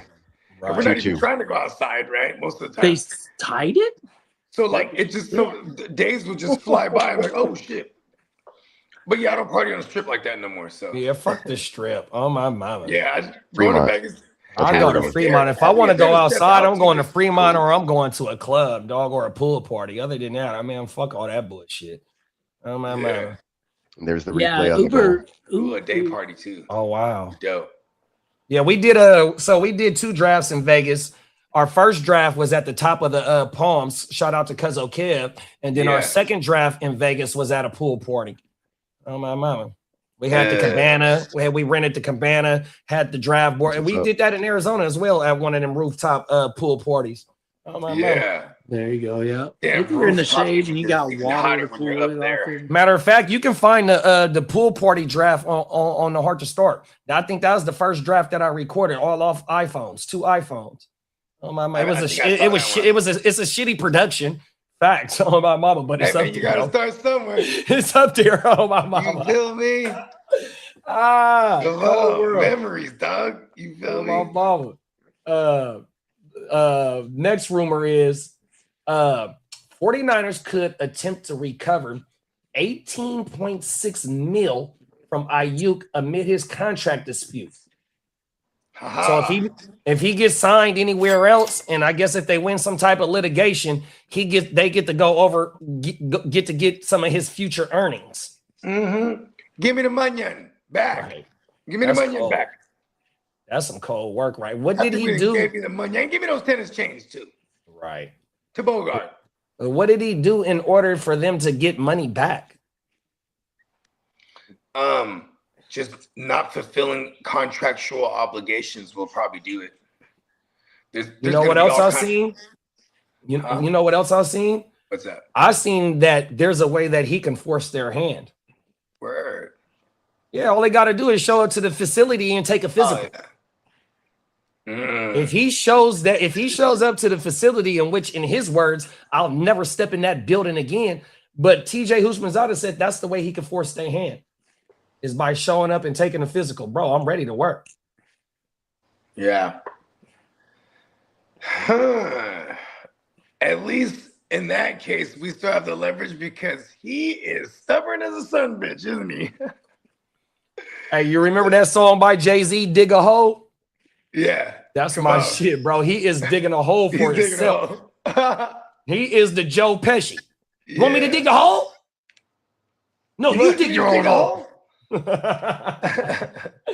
Oh, cold world, bro. That's just funny. Cold world. He's like, no, you're gonna fucking. He's like, what the fuck did you do? Now listen, you're gonna dig the hole, and you're gonna fucking cook. And he started busting down too. Oh, everything. Yeah. Whole world. It says Browns remain skeptical to trade Shedeur Sanders. I mean, they didn't really have anything invested in them, so it's like if someone pays up like a third or better, it's already a win in that situation. It's like how could they refuse like a 2? You know what I mean? Like, say someone gives a second round, that's like a slam dunk. You know what I mean? Also, that means that team believes that he's a starter. So that's the reason why they're skeptical of trade him. Oh, everything. If they trade him and he turns out to be a starter, bro, he got 3 more years on his contract at probably like $1 million per season. He is a 5th round fucking pick. Right. There's only so many teams right now that are desperate for a quarterback that are willing to like even test them, test that water. I don't know. If the Jets, if they could bring him in, I would be all about it. But I'm not willing to give up like a third or a second. Hey JD, who was the team that was trying to draft Shedeur? I already know where you're going with it, and that's who his head coach is right now. Cold world. Cold world, bro. Like we've been saying it since the beginning, bro. They trying to shine up Watson. Pause. Yeah, for real. Because I think they're gonna move forward with Shedeur. Yeah, you know what? Let them do that. Give him a shot. I still need to find a way to trade this guy. Whole world. I know. I'm like, I need them to say Watson's a starter so I can trade him to a QB needy team in one of these dynasties. Yes. Just cash out real quick. Hey, you know what? How about your first in 28? Man, I'll get sanded. I mean, shit. What second and 27? Then come on. I mean, Arizona shit is still open. Maybe Arizona go get somebody. Yeah. Brissett is pretty nasty. That would be kind of $10 million. I mean, shout out to our man Diamond Joe. He always he gets 25. I think he's worth 25. He's a pretty good quarterback. You know how much he's due to make this year, Kitteh? 27? Fuck no. What? Minus 20 million. Oh wow. That's why he's not actually. Well, camp ain't starting right now, but he was out. He wasn't at the mandatory mini camps and all that shit. What is Malik Willis averaging? That motherfucker got like a 3-year, $70 million deal. Yeah, Brissett's worth every penny. If you want, I think the Jets will take him off your hands for $7 million. Yeah, I mean, I can figure a way out to swing a Geno Smith trade for Jacoby Brissett. Come on now. Hey, let me get Brissett and something else for Geno Smith. Hey, I mean, but think about this too. Like, Shedeur, you know, to the Jets would have been cool, or Shedeur to, but just like the Browns, like, and the Jets, these teams, I feel like they're all like locked into like targeting QBs. Yeah, 2027 next draft. 2027, right? Man. That's the magic number, hopefully, for quarterbacks. The next Roethlisberger, Rivers type of, you know, who's the other fucking Manning? For fantasy, I'm not really a Manning guy, but Rivers and Roethlisberger are definitely fantasy hitters. Yeah, that Roethlisberger with AB and Le'Veon was shout out to my dog BJ. So our first year in Vegas, I think he was the champ, and he had Roethlisberger, AB, and Le'Veon. He had the 3-piece. Oh my mama! It was either the first year or the second year he won. No, because he tried to go back to back. In the second year, shout out to Damo. He wanted his first year, which was our second year, but we played till week 17. It was still only 17 weeks, our second year, and they sat people. Remember how they be sitting people if you up in the division, you ain't got to worry about shit. That's how BJ didn't go to. Yeah, that's how he didn't win it back to back on my mama, because they sat some of the players in week 17 on my mama. We had to learn the hard way about that. That was like 2017, 2018, I think it was. It was still a 17-game NFL schedule. Yeah. We played every week. Brian, go ahead. Brian said they should keep Shedeur and Watson. They need help at QB. Well, I mean, and it's like they kind of sat on their hands. Well, they have to showcase them. You know what I mean? Like this preseason is probably like if anyone goes down in preseason and there's like for example, why wouldn't Arizona look at a Watson? You know what I mean? Right. Like, you know, I think they're almost done with that bread too, right? With Watson's contract. And what do you think Watson commands as a trade compensation? Fourth.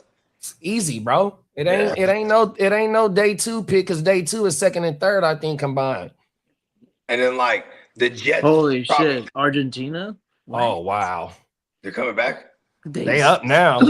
Oh, they up, and I think it's late in the game too. Argentina.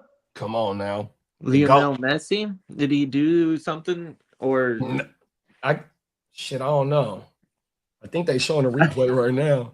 I know, right? Oh, Peacock said it's extra time. It's a wrap. Bird? Oh, wow. They in the stoppage time. Wow. Okay, there we go. Damn good game. They did that. That's crazy. Lee said the 92nd minute.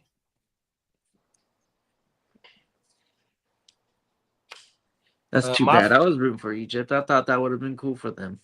Shout out to Minnesota Dan. He on that 3P shit. Same gang shit. He said, my first year, I forgot about the TFL, bro. I don't even want to talk about my woes in the TFL. Fuck, dog. My first year in the TFL, I had a 4-piece out of Cincinnati. It was Burrow, Chase, and the best gritty in the world. 100%. Shout out to Minnesota Dan. Yeah. Oh, everything. See, that's another thing too. Is like Burden, I'd take him over Higgins. Going back to Burden earlier. Oh, yeah, that's easy, big bro. I agree with you. I agree with you. But I think Tiggins had double-digit TDs last year, even though we can't bank on that from year to year. But he did boom last year. Didn't he? I think so. He had like 11, I think. But it's just the shit with Luther Burden, though. It's like, bro, he's going to get force-fed as well. Him and Leveling is that short to intermediate route for Caleb. 100%. Yeah, I like a Burden's play style. I'm not gonna say him and Puka are the same, but the aggressiveness is similar. I like that type. He attacks the ball. Come on now. And don't give a fuck about defenders neither. That's what it really is too. They get because they yak dudes, you know what I mean? 100%. So when you get they like a Debo, they faster like Debo, bigger. I don't know how bigger Paul's than Luther, but you know what I mean? They get the ball. Once they get the ball, man, fuck everybody else. Oh, everything. And every 10 yards we get, bro, that's an extra fucking fantasy point. So everything. And we need all them joints. Oh, I think this is okay. We wrapping up the rumor shit. Former Titans GM Rand Carton, which came up under the Niners situation, plans to reach out to Brandon Aiyuk. 100%. Somebody needs to try and be big bro to him. You know what I mean? TJ said he ain't talked to him in a long time, and he used to be with TJ damn near every day, or they used to talk every other day type shit. This is what I really hope, right? Is that because everyone there keeps saying he's on some alleges or something, right? That's another thing and I feel like that could be coming from like some dirty macking from the organization, like letting things like that, like even just rumors like that float around. You know what I mean? Right. But it's like what I hope it is like if there is any validity to that, like what I mean, when he will after them surgeries and then they be having him on all kind of pain pills and shit. You know what I mean? And like, he's down there in Atlanta, where you know what I mean. And like, and then he's whacked out of his mind with most of them posts. You ever seen this shit on Instagram? Oh yeah, so TJ and Acho, shout out to their podcast, Speak Easy, because they former players, and so when bruh went down in 2024 with the injury, right? He didn't rehab with the doctors, the Niners doctors. He did the shit on his own. What happened was that last year he was supposed to go show up for a physical before all the other 90 players got there. And bruh didn't do that. Even though now you hear George Kittle saying that he's seen him in the weight room, just not on the field or in team meetings and shit like that. So you got a little bit of discrepancy. You got, maybe he didn't train a rehab with the doctors, was bruh fully ready once he showed up. You feel me? 100%. Wow. And then he decides to just up and sit out the entire season. Well, remember he got him and Shanahan when he came out last year on the field. Shanahan sent him back to the locker room because he was flamed up. Remember, you're supposed to wear black or white shorts. Brody came out all flamed up. I think you can't wear a red jersey because the quarterbacks wear red jerseys. But he wore some shorts that he wasn't supposed to wear. And you can see Shanahan. We pull this shit up right now. You can see Shanahan grilling him. Get your ass back to the locker room and take them off. And that's another thing, like, because remember, and Aiyuk's one of his rants. He's like, bro, you got at me fucked up. You feel me? You talk to me like a kid or some old shit like that. You wouldn't do that out the building or some shit like that, and I can't put hands on you. He said that shit in one of them videos. Oh, my mama. Yo, Aiyuk is a loose cannon. Like, bro, he's the coach. It's like you wouldn't do that to your boss at work. But that's why he said John Lynch went and pulled up to mediate between both of them. You know, because Aiyuk, grown man, no matter how old you is, you getting at a 9 to 5, bro. In order to be at the 9 to 5, you got to be of age, no matter how old you is after you 18. You feel me? So you just can't be getting at a motherfucker fucked up like that without a motherfucker feeling away. 100%. So it's a lot more to the story. He blatantly knew he was wearing the wrong joints that he couldn't wear. Them is facts. Yeah. Them is facts. You know, and you know what's crazy is like I also don't blame Aiyuk. It's like, you know, you're a number one wide receiver. Like, you know, this is kind of what y'all do. You just go against the grain. You know, you're some divas. You know what I mean? That's what they would call them. You know what I mean? But like at the same time, it's like, that he fucked that one all the way up. Like, you know what I mean? Yeah, not only did he fuck this contract up, but he fucked his next contract up. That's what I'm saying. Yeah. Oh, man. Yeah. We got Bakes in the building. What's up, big bro? What's happening, Bakes? Hey, that Ellis Green's got me there. Shout out to Ellis Greens, man. Shout out to the Ellis Green fellas, man. Come on now. Shout out to Heart Star Kev. Come on now. Yeah, 100%. Man. I got to shoot a text. Brian said, Egypt team ain't going to sleep the rest of the year thinking about this shit. You ain't lying, big bro. They done coughed it up. Meanwhile, CMC got to pick the games he want to play when he hurt. Something more to this story. I agree with you, Tino. On my mind, it's a whole lot more to this shit, dog. Yeah, like, cause that's kind of crazy too. Like, why refuse to take the physical, but then you're like going in the weight room and shit like that? Because then if you further hurt yourself, then the team is at risk for this shit. You know what I mean? Yeah, it's kind of like the Mixon situation. Remember Mixon, whatever he dealt with, he dealt with it on his own. Doctor for the surgery. Yeah, he went and dealt with it on his own. You know what I mean? So that sounds like some shit we could do. Cool. I got this. But he went to the wrong doctor or something. Yeah, and like you said, though, that also goes back to bruh being by himself, out of state. You know, he should be fully healthy from the injury. It just depends on what bruh, what he's doing in his off. Well, he got a whole bunch of off time. He got nothing but time today, cuz. Oh, everything. So what is bruh doing? I mean, think about it. Is he in any kind, like, have you been keeping in game shape? Like, you know what I would have been doing? Posting videos of me in the gym training or doing something while I'm talking shit. Oh yeah, you want to say that to me? He's just doing crunches. He wants to say it to me for he on his TO. He should have did the TO on his TO shit. And that forced them. They forced their hand with that one. That's when that motherfucker got sent to Dallas. Hey, get me about this motherfucker. I'm still ready to go. Yeah, the helicopters all in this motherfucker. Man, 1,000 reporters out there, and this motherfucker busting down like a penitentiary workout. 100%. Come on, dog. Do it like the legendary T.O. And then a couple months before that, that motherfucker was in the Super Bowl playing on one leg. Like, T.O. was a cold motherfucker, dog. It sure was. That motherfucker, he had 100 yards on one leg. On one leg.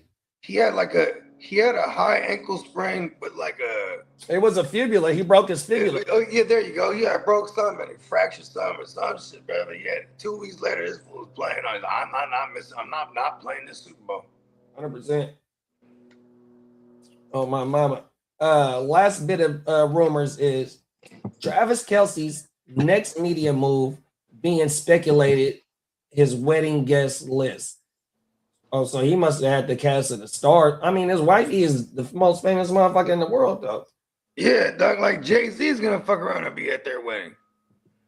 Like they have that type of you know what I mean? I mean, he's with Taylor Swift, bro. Him and his brother's podcast is booming. And Taylor Swift. I want to say they podcast got $100 million deal. Yeah, 50 each. I remember seeing that when that was before they got on too, right? Oh no, they had their shit going and they got on quick though. And his brother's on ESPN as well on the during the season. You know what I mean? Doing the games Monday night, I think. So they got some weight on him for sure. Do you think he want to call games, or do you think he want to be like in the studio type shit?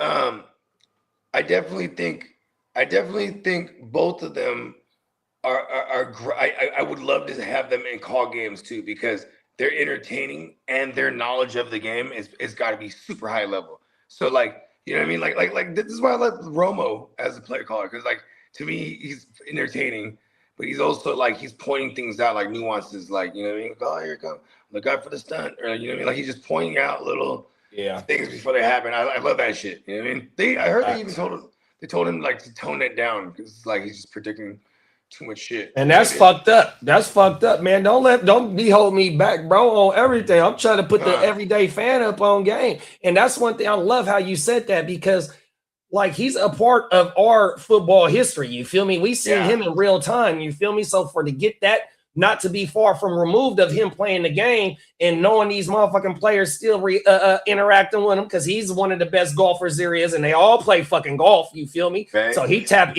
in with them motherfuckers. You feel me? 100%. Remember the first year? Romo. Remember the first year when Gruden went back to coaching in the NFL? They had Booger and Jason Witten and somebody else. Oh, Witten was terrible. Yeah, and Witten was Booger is terrible too. We know you're a tight end, but do you know anything else about football? You're terrible, bro. And then Booger, all he was talking about was the defense. And he would say like wild shit, like he'd be like, you don't have to have talent to win in the NFL when you play on defense. Come on, now. Like, and then they would just let it breathe. And then Jason was like, well, you gotta have some level of talent, and you know, because they weren't even next to each other. Remember, Booger was like in like a cart. Remember? Oh yeah. He was like in the cart, so they on were the talking field or like somewhere. 10 seconds. Yeah, they would have to let it breathe before the other guy could hear the shit. And then like, so it's like a terrible dynamic. But he's like, oh, you gotta have some kind of talent. He's like, no, you don't. You just gotta have good coaching. And like, I was like, oh, okay. He was trying to land something, but it's like he couldn't land his like whatever he was trying to land, because it's like, whole world. There's no fucking you're gonna have chemistry with motherfuckers, like you got like a 10-second lag or a 5 That's second why, lag. and that's why they took him off the field and put his ass at Bristol, Connecticut, or wherever the fuck they filmed from. That's right. He only spent get your ass back to Bristol. We can't have you out here. Everything. Bristol, is that in Texas? I think Connecticut or somewhere. Okay, Lee, where that shit at, Lee? Oh, my mom. I want to say they somewhere in Connecticut. Oh, everything. Tino said Kelsey got that Illuminati connections now. You ain't never lying. They're about to win a Super Bowl again, because he's like, I just want one more. They better not do it this year. Fuck that. Okay, for your birthday, I got you something special. What? You didn't have to, babe. Okay, just don't tell anyone. You're gonna win the Super Bowl. What? Whole world. Too much power. Who's performing? Did they say that yet? Now that I don't know. Okay. Man, Jay-Z needs to drop an album and then just piss everyone off and make himself the halftime show. Come on now. Hove. It's over, baby. That motherfucking Drewski. Did you go watch the BET Awards? Yeah, I watched the gang of it. I sure did. That motherfucking Drewski is bird. Did you see him and Ice Cube? And Ice Cube, he was pretending to be Jay-Z. What do you think of that? I think Ice Cube wasn't scripted when he was like, they're gonna cancel your ass. No, 100%. He didn't give a fuck. Drewski, bro, he did allegedly Erica Kirk, and that went viral. Word. Bro, he looked at like the Keenan the Keenan, what's their name? And White Girl. He looked at like them. Yeah. He looked at just like them, bro. Oh my God, I missed that. Good, thank God. God. World. I don't think I want that visual. He did to Eric. Bro, she was like, I'm suing and all that shit, woo wop, but you know. Facts. Damn, they tore her ass up. He fucked her up. Damn. And Drewski the illest, dog. And I was tripping because I didn't before I went into watching it. You know, I'm obviously watching the replay. I didn't know Drewski. I didn't know anything about it. I was just like, so you know what I mean? I didn't know Drewski was fucking hustling and shit. Or, you know what I mean? Even them skits was funny to me, but people were like complaining about the skits. But like, I guess he's recycled a bunch of those skits. I don't know. When he came in as the pastor, that's one of his viral ones as the pastor. Yeah, you gotta watch that. You seen that one? Have you seen the skit of the pastor? I mean, that's when they popped it off with where they're in church. Yeah, but you got to see the one that he did. You know, as you know, because like how you said he recycled that shit. So yeah, he did that shit on his channel. Oh, so that's how the shit get. You know what I mean? Yeah, that's dope. So he's bringing it to life. Facts. Yeah, it's like you got the skit on the fucking channel, and then boom, we're gonna do the live version. So he reminds me of Eddie. I'm not saying that his comedy is just top tier like Eddie, but you got to remember, in all of Eddie movies, what he do? Multiple roles. Here it is there. Play the whole cast like Eddie. That motherfucker got the Joe Jackson. Hey, he's Joe Jackson right now.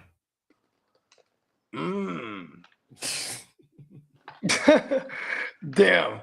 And so what did Joe Jackson do to the Jackson 5? Yeah, and you know what's crazy? Janet Jackson was hot. All right, that motherfucking Drewski is burnt. She was hot about that shit, dog. Did you see the Janet Jackson? She like posted a whole like statement too about him doing her dad. Yeah, like look, you can go. I guarantee it's on YouTube. It's a YouTube short. Just put Janet Jackson reacts to BET Awards. Or Janet Jackson she presented what's baby girl name? Yeah. So she's declaring that she'll never go to another BET Awards in this clip. So I mean, if it's a short, there's hella out there. It's all shorts, but it's like it's Janet Jackson states she will never attend BET Awards ever again. Cold world. And is she going in on fucking Drewski? He definitely did to dad. She was like this disrespect to my brother and this that. She was not having it. Cold world. I didn't know that.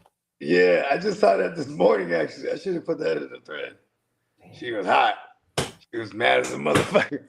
And now that you think about it, I understand where she's coming from. Yeah, she was mad as a mother. And I ain't got that far to see that part yet. So you know what I mean? I was like, oh shit. Because I watched a good amount of it. I was jumping. Actually, I did get pretty deep into it. I was jumping forward. I wanted to see French and them. French and them came out dip through the Mink song. Come on now. Come on. Oh, yeah, I didn't see that part. I'm like, come on. Let's get into the next part of the news, man. Yeah. Going to let me see. Damn it, I forgot already. All right, here we go. Free agency.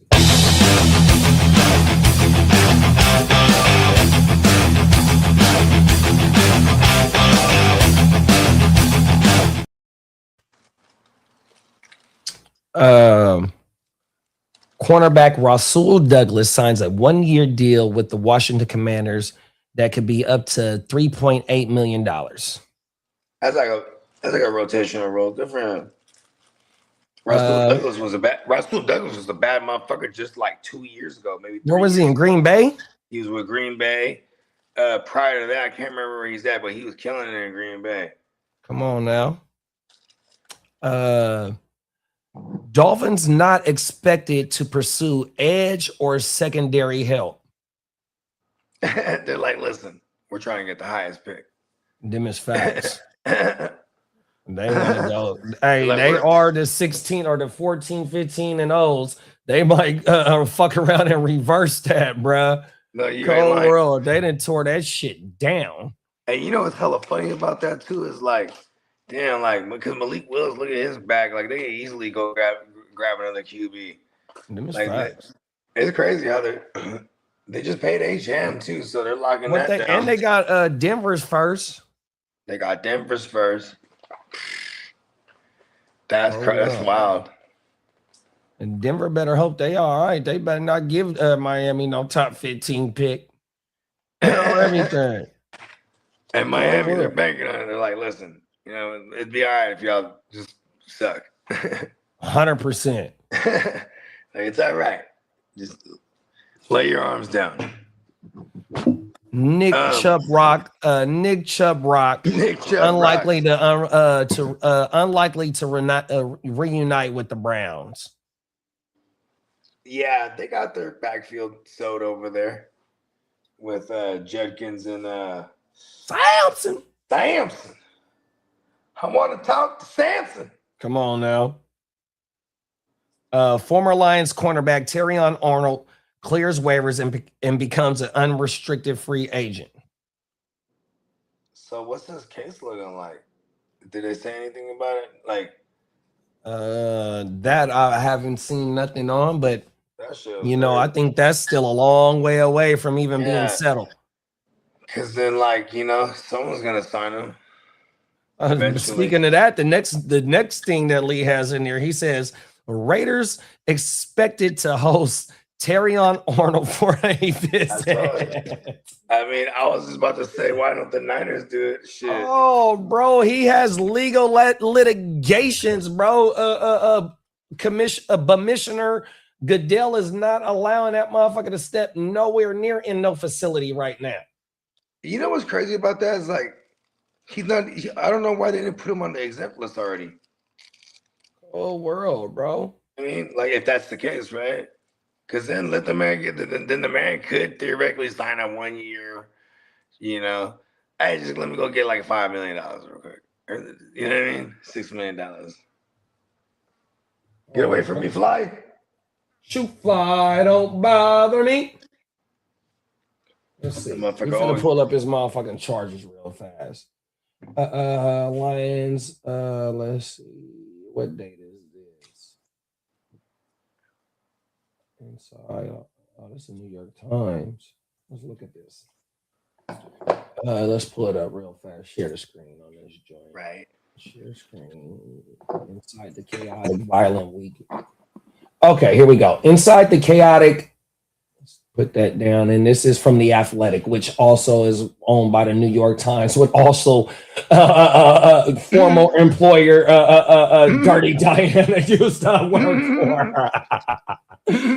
Okay, let's get into it. It says, shout out to Melody Gutierrez, Adam Kilgore, and Matt Baker. Please go subscribe to the Athletic, and damn good job from them three on this story. It says Terrion Arnold was looking for a thief. $250,000 was in cash, jewelry, and other valuables had vanished from the beach-themed townhouse the NFL cornerback had rented in Largo, Florida, about a half an hour outside of Tampa. Talking with police, Arnold ticked through the list of what was missing: $80,000 diamond chain and pendant with his initials, a Goyard and Louis Vuitton bags, 4 pairs of Louis V shoes, 2 rollies, a cell phone, and what he called the most important thing, his Bible. At one point, officers zeroed in on the cash Arnold reported stolen. It was $100K that was stashed in the bag in the Airbnb. Must be going to the Hard Rock Casino, they surmise. OMG, you know I was... Arnold responded, according to recording on the call obtained by The Athletic from the Largo Police Department. It's the offseason, man. Blackjack and roulette. Arnold's playful tone believed that what he had unfolded in the days prior. Get this bullshit. Where is the charges at, bro? This is interesting though, because this is the first time I've ever heard of what actually happened. You know what I mean? Oh, my bad. Let me go back up. No, it's all good.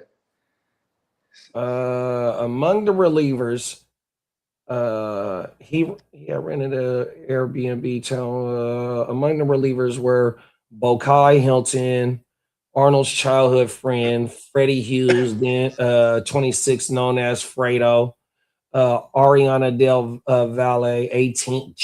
What the? I had an 18-year-old bride in this motherfucking case. Whoa.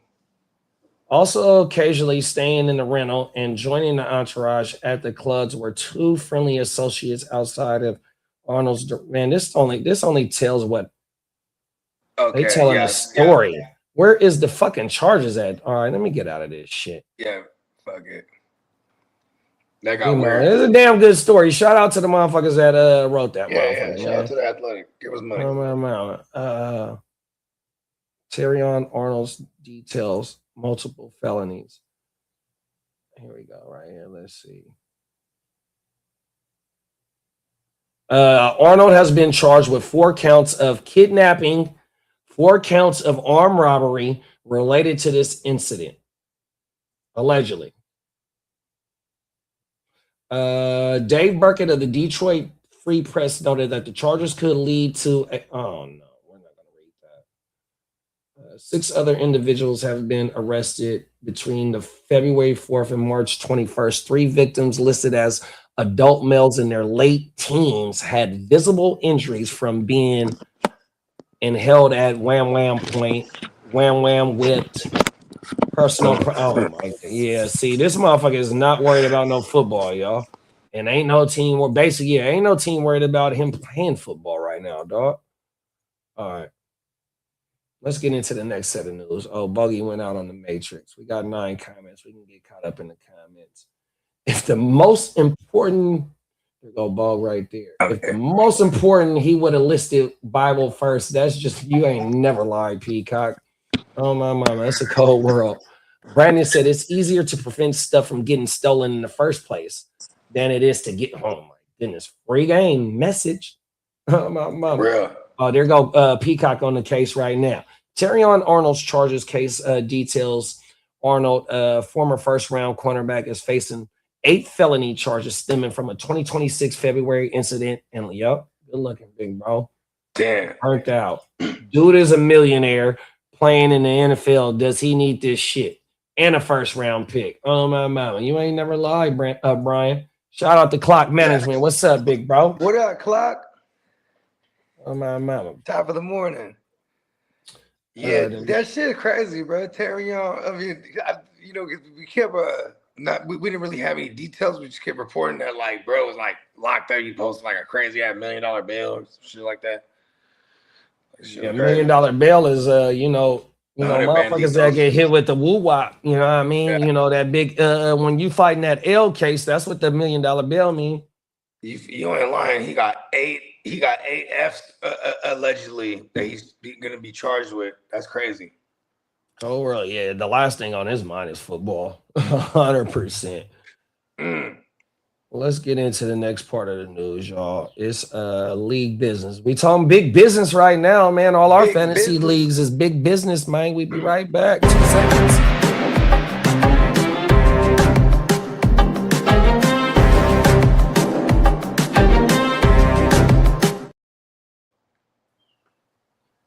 First bit of league business. The Kansas City Chiefs receive a C+ offseason grade from many analysts. I mean, I thought the Ken Walker move was good, but like maybe they mean because they didn't really get any other weapons. You know what I mean? We love that for fantasy with Rice, right? Just soak up all the targets. But maybe they didn't really address the offensive line. I mean, they traded away one of their best corners because that's kind of what they do. That's kind of what they've been doing in the Steve Spagnuolo era, right? Yeah, I mean, to me, it's what they offseason means. They believe in their offense, like you said. We that's high for us as or Rashee Rice believers, right? And everything was on defense, though. Even though they lost a few pieces on defense, McDuffie, Cook, Chenal, you know what I mean? But they tried to attack that as well, you know what I mean? So you bring in I forgot the corner name from LSU. They brought boy back from LSU, and then they brought the boy back Snead from Tennessee. Oh, 100%. So that's badass. Yeah, 100%. They still playing chess, big bro. They still playing chess for sure. You know what I mean? So, they legit over there. Yeah, you know what I mean? Snead familiar with Spags, you know what I mean? 100%. Spags got him paid, you know what I mean? You bring in a rookie. Then they bring it back on the low. This is like how the Patriots were operating with Brady back in the days. Come on now, talk your shit, big bro. You know what I mean? So, C+, it is what it is. They just hating on Kansas City. They hating on Kansas City, bro. That's all that is to me. I like the K-Walk. You know what I mean? The K-Walk 9 or KW9 signing is a damn good signing because they haven't had an explosive running back like that in a long time. Real talk. Like, shit, man. Not even when Kareem Hunt was dope, he was more of a yards after contact guy. So it's like, you know what I mean? Like, yeah, we haven't seen an explosive running back in that. I guess Damian Williams was pretty explosive. He ran like a 4.3. You know yeah, I forgot. You used to call him. Was that double barrel? Is that the double barrel you used to call him? No, that was Darrell Williams. Oh, okay. But he was dope too because he was super utility. You know what I mean? He's not explosive, but like, bro, he just gets the yards. Yeah, he's the one that killed us the first Super Bowl. That was Damian. Oh, that was Damian. Okay. Yeah, that motherfucker got busy. He got busy. You know what's crazy is Damian Williams. He was. If I remember correctly, he was undrafted same year as Mostert, and they were together in Miami, just on the practice squad or whatever it was. Yeah, because I want to say Mostert was like with 5 teams before he got to us. Yeah, but him and Damian Williams were together there, and then they were playing against each other in the Super Bowl that year. You know what I mean? Or when we played the Chiefs that first time. And Damian Williams, I still say he stepped out, dog. Talk that shit, bro. I think it was like a second. That don't even matter, bro. If Brody hits E. Sanders, it's game over. Flip. Yeah. That's all you gotta do, bro. And he completely, bro. You don't even got no motherfucking arm, and how you overshoot him? Colonel Sanders was wide open. Bro, you don't even got no arm. How do you overshoot him? That Green Bay game, you only threw 7 times. He put it all his things like, this is for all of it. Hey, what is he? His last name is Garoppolo, so you think he's Greek? I mean, yeah, he's like his mother Greece. This is for you. I'm gonna put all this into this. Oh, everything. Real talk. Oh, my mama. That motherfucker thought he was some kind of Maximus in this motherfucker. 100%. He tried to state his fame to be a Greek god on that play. Pause. Whole world. Oh, that shit hurts, bro. Oh, everything. Fuck it, hey. Brandon said best best pieces are aging out though. We will be hard to expect much. It will be hard to expect much out of Kelsey and Chris Jones. Nah, Chris Jones is still dominant, big bro. 100%. Yeah, he's still doing his thing. And it's really his cast members, bro. Like, who's the other dude? Man, what's the Greek freak, Colossus? They paid him. They drafted. They drafted a D lineman. He got the bag. Now he sucks or something. Like, what happened there? I want to say they took his name as R.J. Thomas or R. Mason Thomas. He's an edge. Yeah, they took him in like round 2 or round 3. They went defense for their shit. Okay, word. Yeah, they let. This is for Sparta facts. Peacock said Emmanuel Sanders had the best fantasy year after a leg injury I've ever seen. Only time I regret avoiding that injury dip. Cold world. I remember this. Yeah, E. Sanders with DT, rest in peace, boy, was cold. Mm-hmm. And what was the tight end's name over there? Pause. Julius Thomas, boy. Yeah. Cold world. And it was. And they had Eric. Didn't they have Eric Decker too on that squad? So the year before they brought in Manny Sanders, they had Decker. Oh, okay. Then they brought in Manny. I want to say, and they had Wes Welker. It was like Decker. Oh, Welker, I do remember Wes over there. Yeah. And Julius Thomas. It was like, hey, it's all funny. Manning's the shit. And then it was, Welker was gone, and then it was, and they brought in Colonel Manny Sanders, and it was like, and then it was just Sanders DT.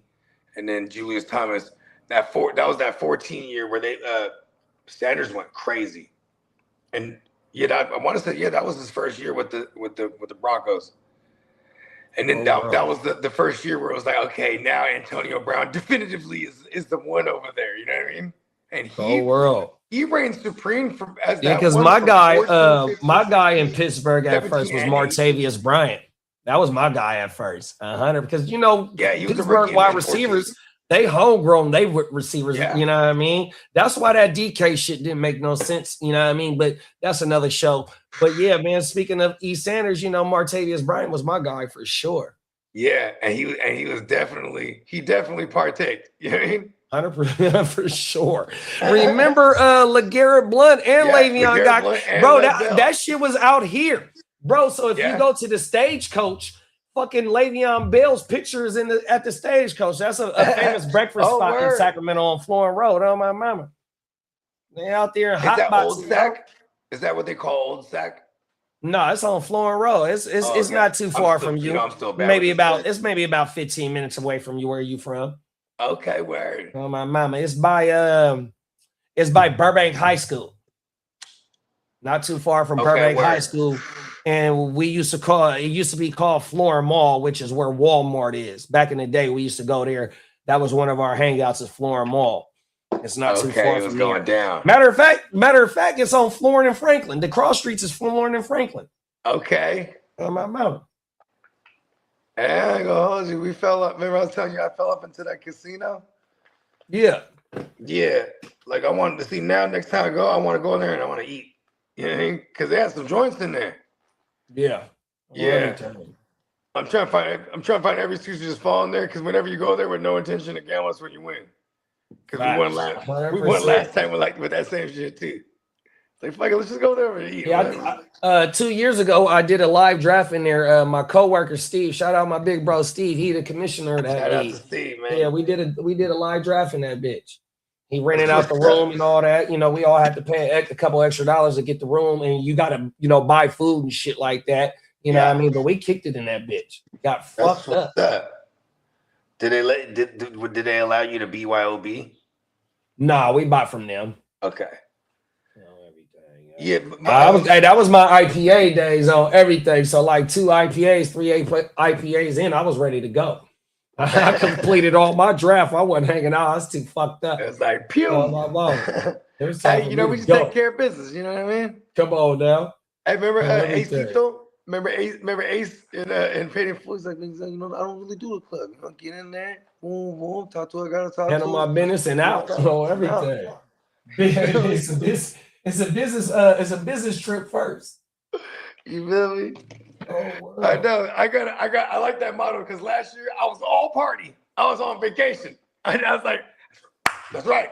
I'm here for business first. Business first. Hey, but you know what though? Hey, the west side is the warm up for the east side though, big bro. It's true.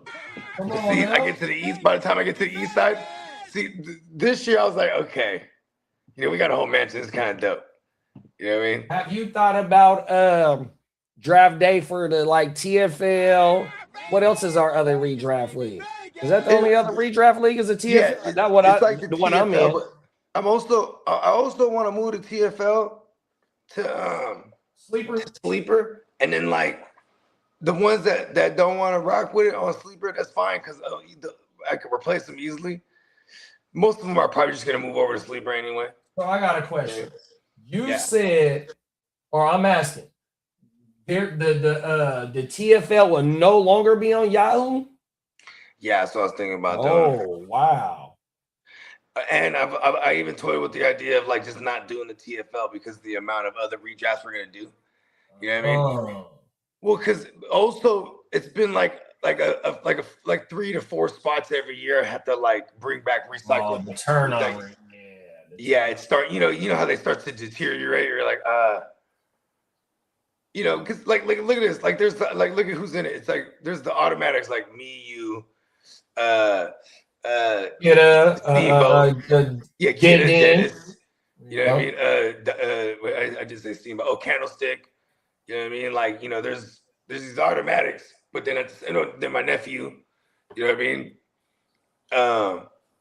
Yeah, and then the it used to be like Iffy and his brothers. My arch nemesis. Yeah. What's my arch nemesis name? Obi-Wan. Obi-Wan, that's my arch nemesis forever. It's funny. Obi's from like Pittsburgh or something like that. He's from that area. But yeah, that's one of Iffy's cousin's husband. And, you know what I mean? But he get down. So he's on. And it's funny because like he got brought in at one point when Iffy's brother left the league. So it's like, you know, and then Iffy leaves, and then I bring in his cousin Ike. And I grew up with Ike before I even ever met Iffy because Ike's my age. You know what I mean? Mm-hmm. And it's funny because like I'm talking about I've known Ike since we were like kids. And then one day, this is during the Kaepernick days, I was hosting a fucking a playoff game at my house. You know what I mean? So it's cracking. And if you coming through, he said, "It's cool if I bring my cousins around." I'm like, "Yeah, it's all good. Come on, bro." Then they walked in, and the whole time he's looking at me. And I was like, "Are you Ike Ogamba?" He's like, "Yeah." And I never put two and two together because Ogamba is like a real specific, you know what I mean, like, you know, name and shit. Yeah. And you know, it's just like, oh shit, you know, we were just laughing because, bro, like we had like memories when we were like kids, like junior high shit. We had PE together. Oh, and, wow. Like, we would just, like, you're supposed to run around. We had a park like right next to the school, and you're supposed to run, like when you run the mile, you're supposed to run all the way around the fucking park and come all the way around the backside, and you know it totals in a mile, right? So we would just cut across this grass. You know what I mean? Cheat. Yeah, just cheat. They running 2 minute miles. They got the high school record for the mile run. We would just kind of let people catch up when we're on the other side, right? And then we would just, then we start running. And then we just smoke everybody. Yeah. Then we coming through with like 5 minutes and 20-second miles. It's like, yeah. Oh, acting like we're hella gas and shit.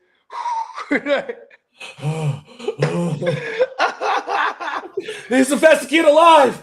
I can't catch him. I need a cigarette. He's the fastest kid alive. It's a cold world out here, bro. Yo, and then what is it called? And then Ike. So we brought in Ike last year because if he's like, oh, I'm out, but Ike will get in. I'm like, okay, for show. Fuck yeah. And then he wins it the first year out. I'm like, fucking guy. Oh, wow. I'm like Ike and OBC, but you know when you win it, then you in it. You know what I mean? You're like, all right. So it's like I could easily move it to sleeper, but I do have to find like 2 or 3 more people because you know it's a $200 league, and I don't want to budge on that. You know what I mean? So it's like, listen, like who's in? You know what I mean, right?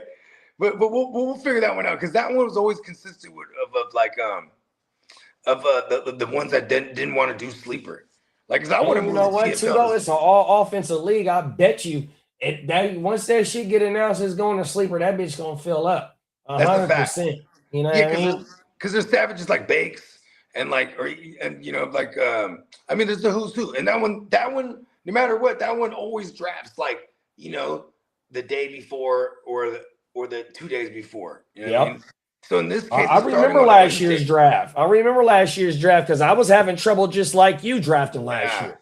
I was so fucked up in both the drafts. Like it just fucked me off. I think I was doing 2 drafts, or I did a draft right before that, and I was still picking right when that shit started. I think you might have even been doing 3 drafts because we were all doing the Papa Goo and the TFL. That's what it was, Papa Goo. And then you had like a 3rd draft that you were like at the back end of it. I forgot about that. That's exactly what it was. No, I remember this too because we're like, fuck that, we'll move the draft. Right, so we moved the draft, and then with Spencer, because I missed my flight last year. That was another thing, and you moved it like a day or 2 for me. Oh my mother! Yeah, exactly. And then that day wasn't convenient for Spencer for the Guru. That day was convenient for the Guru League, the Papa Guru League. So like that, we did that draft at the same time, and I was just like, can we move it back? You know what I mean? Come on, man. But here's the thing: it wasn't that. It was the issue. It was my connection too. It was just like yeah, I was doing that shit was geeking, dog. Yeah, it was geeking. And then it was just flying the picks, just do. See, that's why Yahoo is like weak though, bro. Only thing they updated, bro, is the when you're drafting, it looks like sleeper. That's the only thing that I've noticed. Board. Yeah, but it's like, where's my ability to just stop the draft and just like, or pause the draft and like fix something that was a mistake, or you know what I mean? Like, that's why I love sleeper. Bro, their Yahoo's message board is weak as fuck. Yeah, that's a fact. And like, you know, you know what's dope about Sleeper is like, okay, for example, I got Bernie Mac's phone number, but before I ever got his phone number, I was fucking with him for like 3 years, just communicating through Sleeper. Right. You know what I mean? Like, because it just makes it that much convenient when you want to reach out and touch somebody, like, especially when you're trying to make a trade offer, like, you can make it more personable. Then there's the aspect of the league chat where, like, that's better than any text thread. You know what I mean? Right. To me, what Sleeper is like Peacock said, is dedicated to fantasy, but it also, in my opinion, it's a social media app. Yeah. They have, you can bet on it, but also, bro, the way, like how you said, you can interact with each other, the shit that you can do in the chat and all that, posting memes, posting links, all that. It's really like a social media too. You know what I mean? Because you don't have to leave the app to, connect with each other and shit like that. During the draft, you can talk to each other. I don't know if you know that, but bro, I've been in drafts where all you got to do is press the button and we all can talk to each other during the draft. 100%. Like, Sleeper is where the fuck it's at, dog. Yeah. Yeah, you ain't lying. Facts, and like even like with these guillotine leagues that we're about to do, this shit gonna be dope too, because like that could be a slow draft that's just going on in the background while we're in Vegas. You know what I mean? Come on now. Yeah, because we're gonna have like 18 of us in that joint. Might even be able to... Oh yeah, the voice group chat, never used it, but cool to know it worked. Hell yeah, that shit federal, bro. Especially if you're doing a startup. I mean, even if you're doing a rookie draft, you know what I mean? You got 4 rounds to talk shit to each other on everything. Right? Like, look, fellas, snap out of it. Come on now. The NFL app is the worst app for fantasy. Yeah, that shit terrible too, big bro.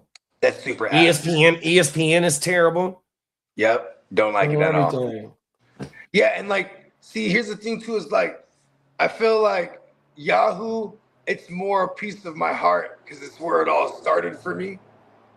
I mean, even though I actually started on ESPN first, but it was like once I started like commissioning my own leagues, and because Yahoo's the shit compared to ESPN. That's the only 2 I started with, right? Then for the longest, that's why I didn't even want to make the jump to Sleeper. Then I jumped to Sleeper first time. I'm like, oh man, this is great. You know what I mean? Oh now. You know, just then it's easier to build a community because that's what we were doing at the time. You know what I mean? Like, I think that's why I like to say Yahoo's it's the home of the home leagues. You know what I mean? Like, you got the homies that you just been playing with on this home league for a long time, and Yahoo's just what everyone's accustomed to. And like, hey, don't broke what ain't fixed, or fixed what ain't broke, whatever the fuck. That's what the ALB is. The ALB still on Yahoo. Yeah. But and you know what's crazy too is I'm such a hell of a commissioner that like every year I try to move TFL to Sleeper. You know, I got like 4 or 5 motherfuckers. Listen, just keep it on Yahoo, bro. I'm like, nah, fuck it. And then we're just on Yahoo again. That's what I keep saying. So one of my leagues that I commissioned, actually classy, the fucking trophy for this league right here. Yeah, that's still on Yahoo, but I keep saying every year I'm gonna put that bitch over there, and damn near the whole league with that shit. But once Diamond Joe do the woo wop, you know what I mean? It's like, bro, there's no reason to be on that bullshit no more. Yeah, we could be on any platform, or in this case, Sleeper, because I like being universal too. I'm like a brand loyalist at one point or another, right? Like I'm kind of weird like that. Like all my TVs is Samsung. You know what I mean? There's probably better TVs out there, but I don't know. That's just all I know. You know what I mean? Oh, no. I'm just weird like that. And once I fell in love with Sleeper, I was like, man, Sleeper's is the shit. It's goated. You know what I mean? That shit is goated, bro. You know what I mean? I remember back in the days when I first jumped on Sleeper, you used to be able to like fuck with the other person's avatar. Remember that shit? Like you used to be able to have your avatar, like when you're in the match with someone, you'd have like. Oh yeah. You can it'd be a fighting thing, or it'd be like a emoji or shit like that. Yeah. Oh my mama. And then if you got a hot streak, it'd do some shit like that. If you're on a winning streak, shit like that. Yeah. Then they got the little belt. They got the little belt joints. You know what I mean? Come on now. Yeah, that shit's pretty tight. But the week, who had the best week, who had the shittiest week. Yeah, sleep on that shit, bro. Right. And then it's pretty much fully customizable to the point that I have zero complaints otherwise when we're doing a 32-man league. where I'm like, damn it, like, can you make it the playoffs the way I want to make it, where we don't have to manually set it, even though it's not an issue. But you know what I mean? It just be tight, like if they, you know what I mean? Because the way we do our 32-man league is like the NFL. You know what I mean? 14 teams getting in, 2 teams are on a bye. It's going fucking down. You know what I mean? And then we just have to plug everyone in and pause. Them is facts. But hey, the 32-man league is definitely fire as shit though, bro. That's one of the motherfucking drafts I can't wait for because I had a horrible draft last year, dog. Oh, you ain't lying, me too. I mean, I had a decent draft. Everyone got hurt. Yeah, what he is gonna do though is probably, I'm probably gonna start putting that together this weekend. I think fucking Travis Hunter was my first pick. Oh, I picked right after you. What number did you have? 21, 20, some shit like that? And I was like 24, 25, or some shit like that. I took St. Brown because someone had just. Who did I take St. Brown? I think I took St. Brown. I had T Hunter. Aaron Rodgers was my quarterback. I believed in the motherfucking what we was calling him last year. The story. I believed in the story last year. Hey, look at we got it. He ran into the greatest defense assembled that we've seen in modern history. Otherwise, the story might have continued. You know what I mean? Oh, world. And the story continues again, though. Hey, Marco said the 32-team league is it redraft or dynasty? It's a redraft. We might got a body right there. Yeah. Shout out to Marco from Z. Hey, Marco, you're in there for sure. Here we go. For sure. I'll even send you the link to it.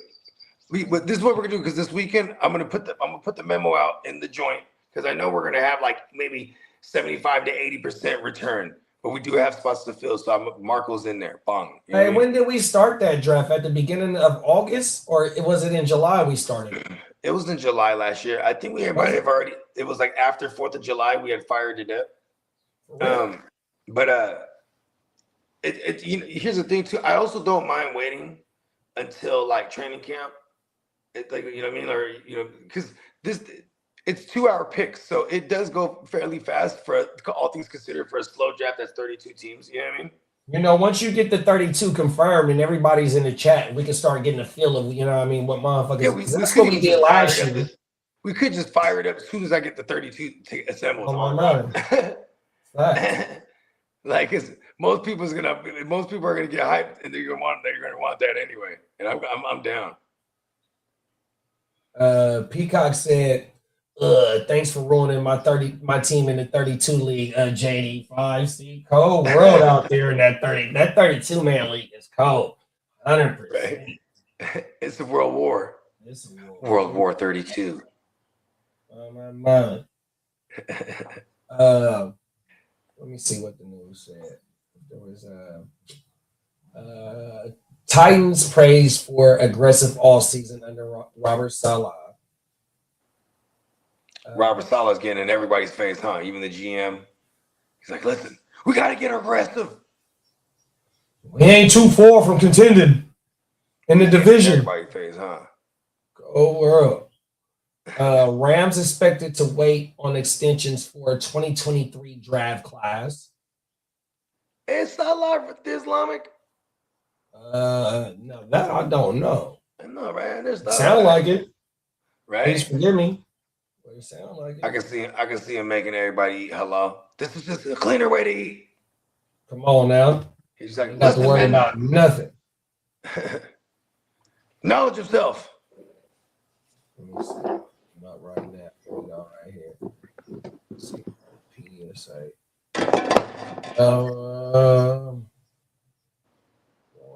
He's Lebanese. He's born to. Salah was born January 31st, 1979, to Lebanese immigrants in Dearborn, Michigan. 1997 graduate of Fortison High School, attended Northern Michigan University in Marquette from 97 to 01, a degree in finance. Salah was a 4-year starter for the Wildcats, earning all conference honors at tight end. Okay, he's a Lebanese. Shout out to Big Bro. Lebanese. Yeah, I think they got Christians over there too. Come on now. 11-9. NFLPA reports Browns receiver receiving over $88 million in salary cap credits due to Deshaun Watson's insurance. That's good. Hey, look, then it's gonna be funny because, brother, what's the likelihood you think they just up and actually just cut him at one point, like right before the season starts? Right, get your ass out of here. We're gonna let you pick your own team. If we can't get an 8th round pick for you right now, we just gonna you gotta go, bro. No everything because they can't risk hurt. You know him getting hurt, even though I think his contract is done next year, but they would have to just fully pay him for whatever it is this year. But he's gonna still be on the roster. Oh, he still has one more season. Fuck, that's there. I know. I don't know. That I'm not sure. But Yeah, but no, I'm saying if he's still on the roster and he gets hurt, whether it's in training camp or if they keep him during the season and he gets hurt, you know, he's still part of the roster.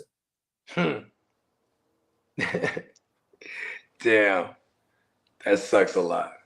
Yeah, they might as well let Brett go. Yeah, because he just has that thing over his head, no matter what, too. That's why it don't matter like what kind of good ass dude, like not even an 8th. Like you said, not even that fucking supplementary pick. You know what I mean? Like this motherfucker can't even. It's just fucking Stefanski threw his ass out on the field. Yeah, shit. He was a part of that. He was part of that regime when they traded for him. Remember that? But like Peacock said, fucking Bill O'Brien was running the Clemson offense. Stefanski, I don't know if he was trying to help Watson like that. Oh, that's true. Stefanski is a fucking he's a system guy. He's a Gary Kubiak guy. Like, listen, we're gonna run, and we're gonna play action. And you're gonna listen to what the fuck. We're gonna preach that motion. You know what I mean? Come on now. Like, yeah, maybe Watson wasn't that bright neither, huh? I mean, look at his decisions. His decisions off the field. Well, because I mean, Bill O'Brien was smart for that. Peacock does make a good point. He implemented that Clemson style offense. Oh, world, it worked. Fucking. So, what do you think they do with Brado, man? Do you really think they going into the season with him on the roster? September, he's on the roster. I don't know. I've been saying I don't believe it. I kind of want to stick to my guns and just be like there's no way they're going, or they really gonna let them duke it out for real in this preseason. You know what I mean? I got a question for you. Okay. If he makes the team over there, right, and say he is the starter and he balls out, does he do they pay him? Do they re-sign him? I mean, they still have him for one more year. Oh, they still got him for one more year. Okay, I didn't know that. Yeah, well, technically. So do you go into next year if he balls out? Do you go into next year with him on your roster? Or are you really if he balls out now? Someone's inclined to give up like a third or something or a fourth. You know what I mean? Now they'll probably get that now. You know what I mean? Come on now. And like maybe it's a team like Minnesota or Arizona or someone that like maybe overachieves this year, and they're out of the range to get some of them higher end QBs next year, right? So maybe they look at a Watson because now you could trade him away on the last leg of his. Because I know the Browns, they can get out after this year, and then they pay whatever looks like little to the cap, but they keep him around, then he's owed like a decent amount. So it could be in their favor. Trade him. You know what I mean? Then, like I said, they got to showcase these guys. Like it starts in the preseason. I think they got to make it a legit battle for the number one starting gig between him and Sanders. Right. And like in the offseason, you've heard about Judy and Watson down in Miami, throwing the ball and shit, and and working on chemistry. So that's cool. But see, and I just hate this because now there's a stigma on Watson's name. When I hear they're in Miami, I'm like, hey, you know what I mean? Like I can't help but think that because so imagine what these NFL organizations think. That's why no one wants to trade for him because he has that cloud over his head that you know what I mean. He's done some inappropriate shit allegedly. But he listened. He settled out, and he wasn't necessarily charged with anything. But it's just it's fucked up. Right. I wonder what and I'm not gonna be insensitive to he might have made some bad decisions, but like at the same time too, his redemption story has probably been rough because like he's on the Browns, he has all these injuries. You know what I mean? Nothing but negative in the press about him, pretty much. You know what I mean? So it's probably way heavy on the mental. You know what I mean? No, I agree with you, and that not only that, but it's been 2020, maybe 2019 that we've seen bruh add relevance in the league, not only for fantasy, but being in the league, being a relevant quarterback. We're going into so that's 21, 22, 23, 24, 25. So we're going into the 6th season where we haven't really seen him have any relevance. It's been a whole 5 seasons since he's been relevant. That's crazy. That's crazy, big bro. And the motherfucker was a good quarterback, though. Oh, you know what I mean? The motherfucker he's the same age as Mahomes. Their birthdays are like a couple days apart, too. Wow. Yeah, same year. That's crazy. I know, right? One went this one, the other way. Marco said, "How many players on the 32 on the teams in the 32 league?" So you have a super flex spot where you could put your QB. I'm gonna go run and give me a claw. Yeah. So check this out, Marco. You have a super flex spot where you can put your QB and anything else, obviously. Then you have your what's that thing called? You have a receiver spot, a running back spot, a receiver spot. Then you have, I can't remember if we had 2 regular flexes. Yeah, we had 2 regular flexes, right? And then you have the defensive side of the ball, which is 1 of each, and then a flex, or 2 flexes, if I remember correctly. So 1 of each as in a DL, LB, a DB, and then I know there was a flex, if I can't remember if it was 2. There's no kickers. You know what? We might even add kickers just for shits and giggles this year. That'd be fucking annoying. That'd be really fucking annoying. But yeah, and then it's 19-round draft. So we have like 6 or 7, or you have 8 on the bench. We start 11, if I remember correctly. Come on now. Yeah, and you can only legally draft 1 QB. So there's a little bit of strategy there because there's going to be people that feel inclined to get QB early. And then there's going to be people who realize, oh, well, whoever takes QB, they can't touch QB anymore the rest of the draft. Because we have it formatted that way. So you can't even like accidentally draft the second QB. It just won't let you. You know what I mean? Right. So, you know what I mean? And then the other kicker, or pun intended, or no pun intended, the kicker of it all is you can only hold 1 QB also during the year. So if your QB is hurt, you want to put him in the IR, you can't go run and pick up another QB. It won't let you. You know what I mean? And if a motherfucker, if it just so happens that this guy goes on the IR and you don't want to wait, shit. We've seen some instances, especially last year with the array of injured QBs. Fools are dumping QBs, and there's going to be one available. So it sounds crazy, right? But in the 32, because even if someone liked the QB that was available, they still got to drop whatever one they got. You know what I mean? So it has a different dynamic. Everyone who's never played in the 32 and I convinced them to get in, they go, oh, shit, this shit is dope.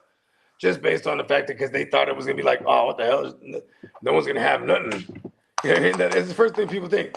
No one's going to have any good players. What are you talking about?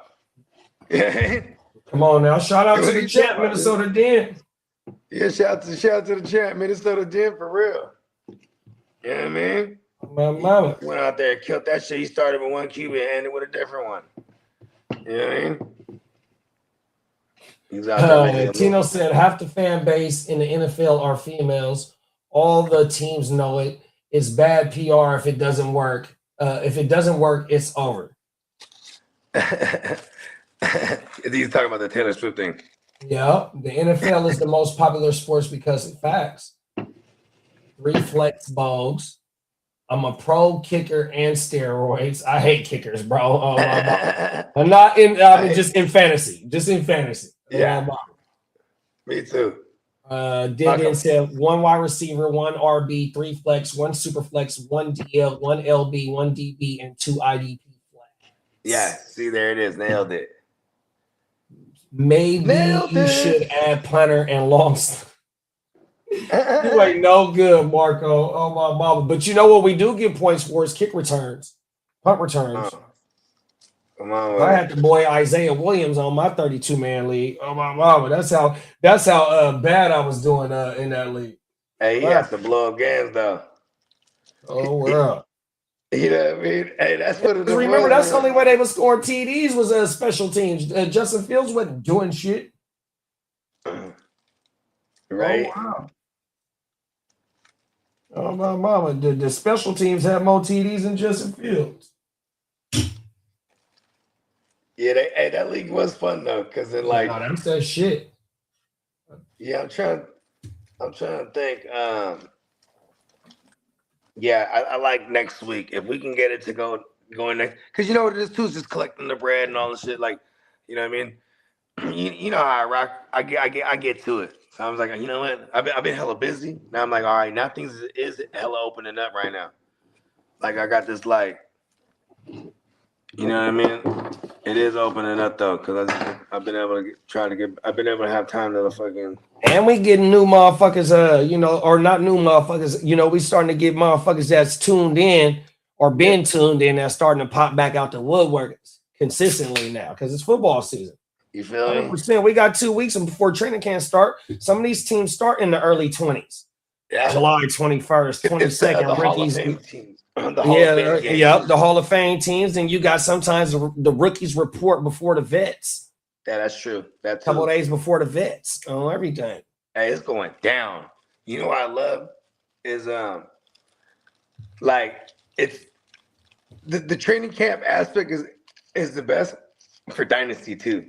Cause it's like fools they go gaga. The blurbs. Yeah, they out there looking nice. Yeah, and you could definitely use to sell high, or if there's negative blurbs, you can definitely use to buy low. You know what I mean? Oh, now. Negative blurbs are funny. We here, bro. We are here. All right. Din said, don't let me get Puka and JSN. I didn't know that was a part of your team. Sheesh. Good shit. Oh, world. Oh, yeah, but didn't you have to get a quarterback off the wire? I think I remember that. Yeah, when he was on the bye week, he was able to acquire Brock Purdy, man. Oh, wow. When he was on the bye week waiting to come into the playoffs, you feel me? Oh, and Brock went crazy. Yeah. Come on. To the promised land. You know what I'm talking about? Go, we're up. Let me see what else is in the news real fast, y'all. Shout out to our man, Ear to the Streets. Yeah, man. Shout out to the ear, man. Wrong one. Damn it. We got to go to the Owies. It's time to go to the Owies. Where is the injury?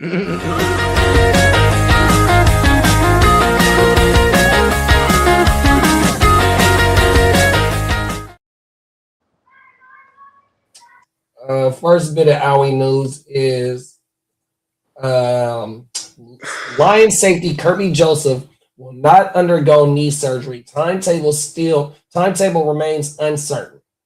Damn, they're all fucked up in their defensive backfield. Who is the other person that's hurt back there? Brian Branch. Coming off of a nasty like Achilles. What league was that Brian Branch won Peacock the last game, the playoffs, when he had them pick sixes? Or was that that was Joseph that won the league, huh? Peacock, you still in here, big bro? It was definitely Peacock definitely won. Yeah, I'm still here. I came in second. What league was that you won with them pick sixes? I think it was against Bakes. Oh yeah, that was I think that was 2 seasons ago. Yep. Yeah, and he had that was Kirby Joseph. That was the nice guys. Yeah, I did win off of that. Those are nice guys. Okay, I remember that. Oh my mama. Right, epic on a Monday. Because that was the first year of the GWN, I think. Mm-hmm. I went first place to last place, and now I got a great rookie haul this last year, so I'm back, baby.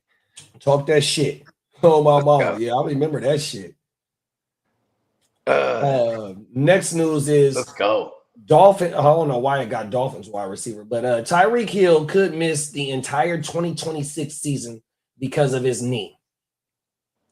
You know, it's crazy. I've been like optimistic, but I've been saying like November and October, like late October and November is what I've been saying. Cause like he barely got his surgery.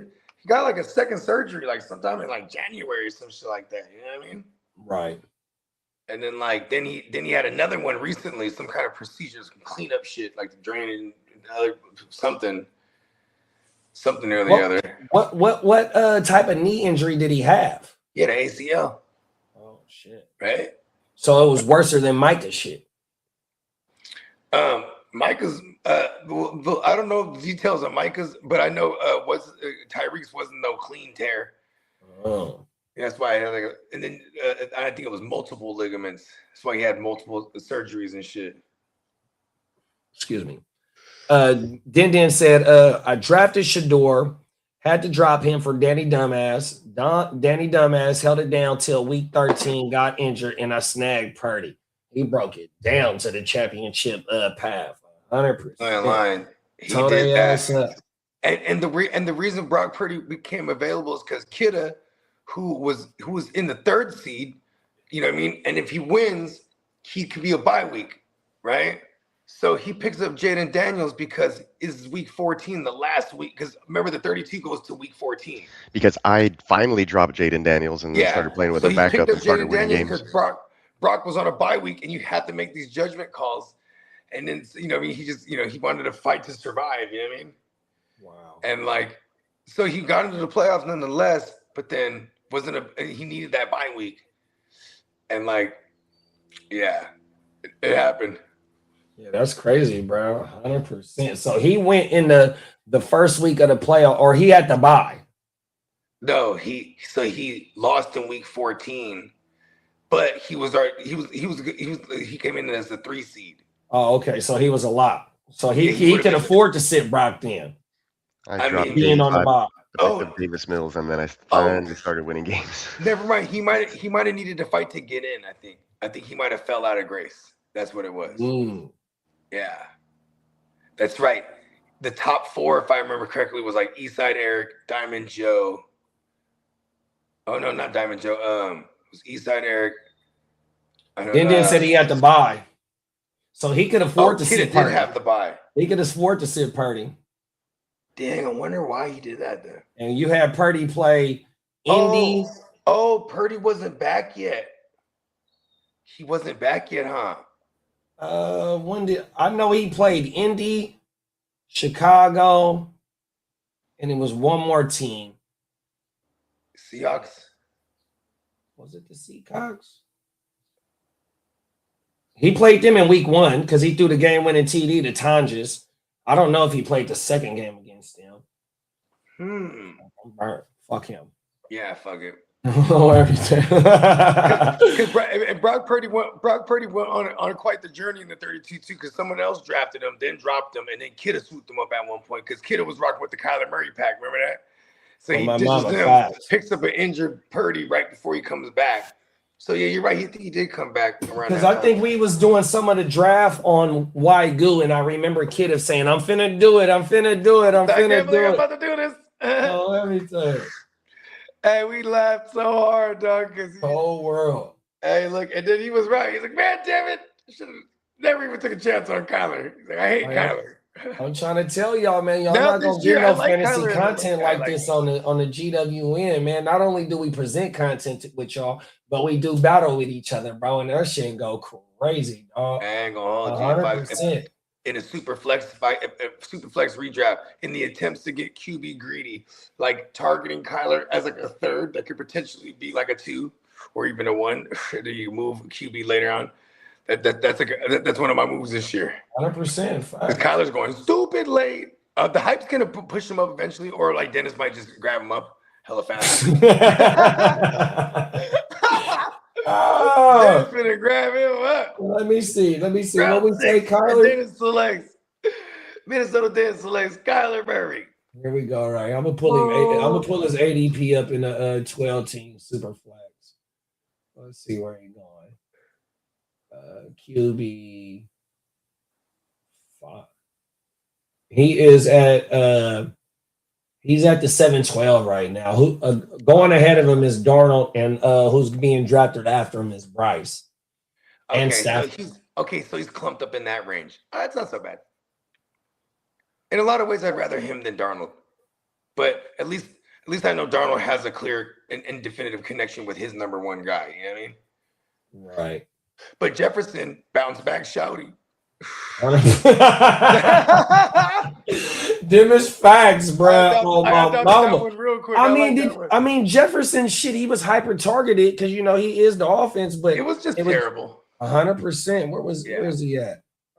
He sure did get targeted. It was just terrible targets. WR 21, 141, and 84 receptions. Damn, not so bad. 60. That's 60%. Like 60. Sheesh. Not so bad. That motherfucker got a 30. Hey, Bogey, that motherfucker had a 30.4 target share. Damn, that's terrible too. Because it's like, and they were all outside the hash marks because like he just couldn't. They said McCarthy can't throw over the middle at all. Like, oh, bro. So even like his ability to like lean on the tight end, that was just gone. So he's just trying to just go down the field and go to the side, like throw it along the sideline all day, every day. You know what I mean? It was just terrible. Because then you know what they're gonna do too. Just, you know what I mean? Just blanket Jefferson and just hope Jefferson he has to make a play on every ball. He gotta be Superman out there. He has to make a play on every single ball. Like team on his back at wide receiver. Sheesh. That's why we should be excited for people like when people shit on Kirk Cousins, like for fantasy, it's like he makes sure them motherfuckers is gravy. But like I'm excited for like Brock Bowers, like because people are gonna spend up for him, right? But at least he technically is the value. He's not going like in the second round this year. You know? Speaking of Brock Bowers, right? So I did a startup this year. Shout out to my dog, Fantasy Football Big Guy.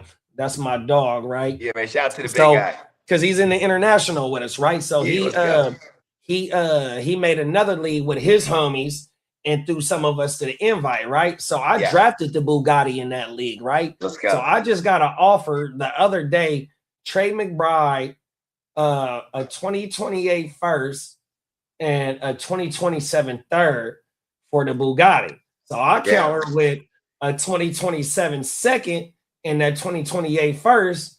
He counters with, oh, well, just send me back a third and it's a deal, bro. I'm like, hey, fuck it. I don't care. Hey, you can have the Bugatti on everything. But I'm glad because he thinking what you thinking now. Yeah. Bugatti finna get peppered. Yeah, by Cousins. And then we naturally are going to get the rookie and he'll lean on tight end. Like it's just how it works. And what other receiver they got over there? Nobody. And they're going to be in a tight end centric Nobody. Key Sweat voice. Nobody, baby. Hey, look at it though. Oh God, they don't got nobody.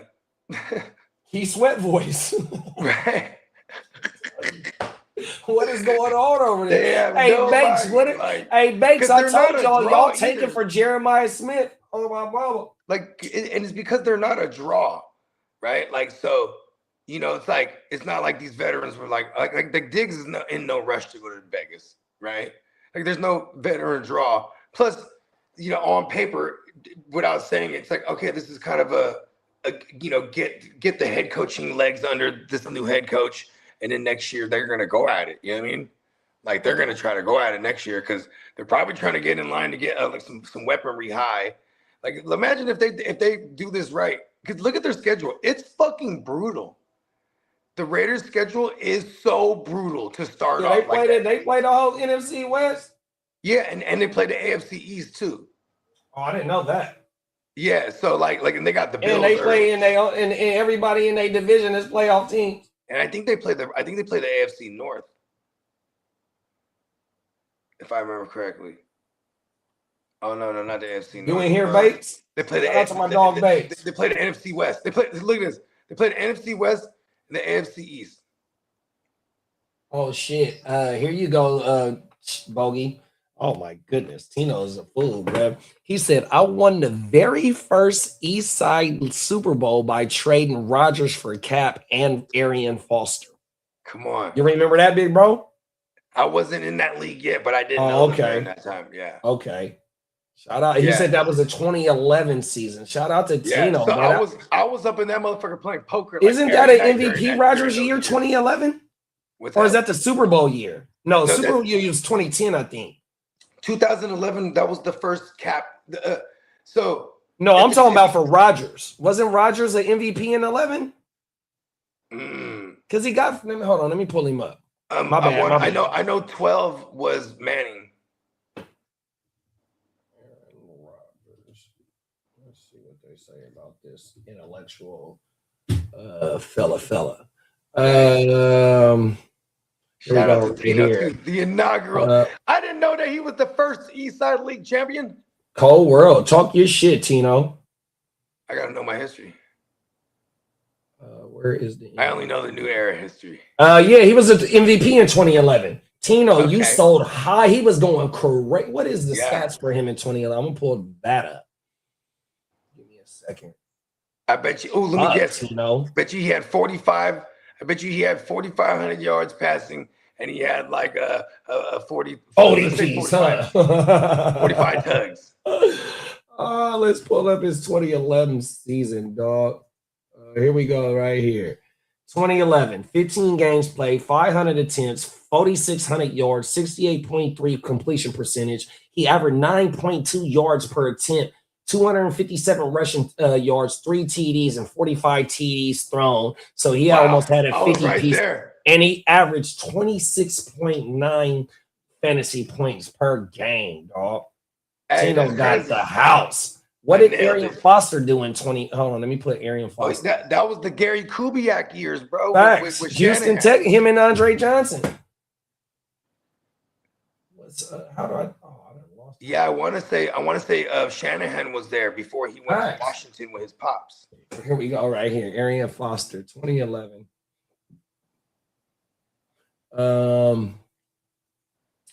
2011, he was 13 games played, 278 rushing attempts, 1,224 yards, 4.4 per attempt, 53 receptions, 617 receiving yards, and 12 total touchdowns with 23.3 fantasy points. He got Aaron Rodgers straight up for Arian Foster, and then he was able to get Kaepernick in 2011. Let's go to Kaepernick's numbers.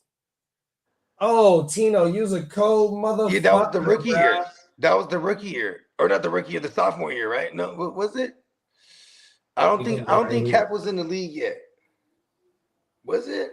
Yeah, that's Harbaugh days. 2011. Oh, you're right. So this was here we go. Oh no, so 2 games played, 5 pass attempts, 35 yards. He don't even got no rushing yards. So that wasn't the. So that was his rookie year. Yeah, he didn't start until the because Alex got concussed, and once Alex got concussed, he didn't give the job back. They're waiting to go. They're waiting to make a switch because they gave our offense explosivity. You know what I mean? Yeah, his second year was 13 games, 218 pass attempts, 1,800 yards. 1,814 yards, 1,814 yards passing, 62 yards, 62.4 completion percentage, 8.3 yards per attempt, but he had 415 rushing yards with 5 TDs, 10 passing TDs, and he averaged 13.6 fantasy points. He was kissing the bicep. Right. Facts. Then he only had 5 rushing TDs. It's funny because in my mind he had like 20. Yeah, he was going crazy though. He was going crazy. It was exciting with the pistol outfit. Yeah, but see, remember, 12 was our loss to New York. 13 was the Super Bowl season, and then 2014 was the loss to the Seahawks. Yeah, and those years are because we're in the new year already. So the 2012 season was the loss in the Super Bowl, but that was in. Yeah, because old boy caught the concussion. See, the 13 season or the 12 season, I think, is when we went to New England, and he destroyed New England in the snow. And we went on to the Super Bowl that year. He destroyed their ass. I remember that game like it was yesterday, bro. He hurt Randy Moss in that game. He hurt because he only throw fastballs. Yeah, and so Randy Moss had his shit wrapped up throughout the whole offseason. You know what I mean? Just because Captain just throws a cannon. That's it. One speed. In 2014, he had 639 rushing yards, 19 passing TDs. Yeah, he was on a little bit of I'm an actual QB tear. Because remember, there was a whole thing like, he's like a that was his highest yards thrown. He had 478 attempts and he threw for 3,300 yards. The thorn in our side for Kaepernick and Harbaugh was that Seahawks team. He was a 4,000 total yard season that year. Yeah, 2014. Yeah, he had the 3,400 passing and the fucking whatever 600 rushing. Yeah, that NFC Championship against the Seahawks. They got a NFL conspiracy theory video out on that shit, bro, about the whole game from beginning to end. Remember, we split with them that year in the regular season, and I remember hosting that game at my crib. The second one, where it was in Candlestick, and we beat them by a field goal.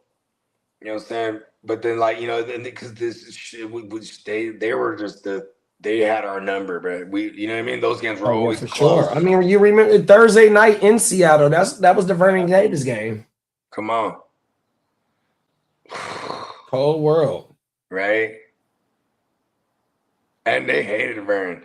But they both was hitting though. Like that was a snot knocker game. Every time they got together, dog, 100%. I mean, physicality was like the way they described 100%.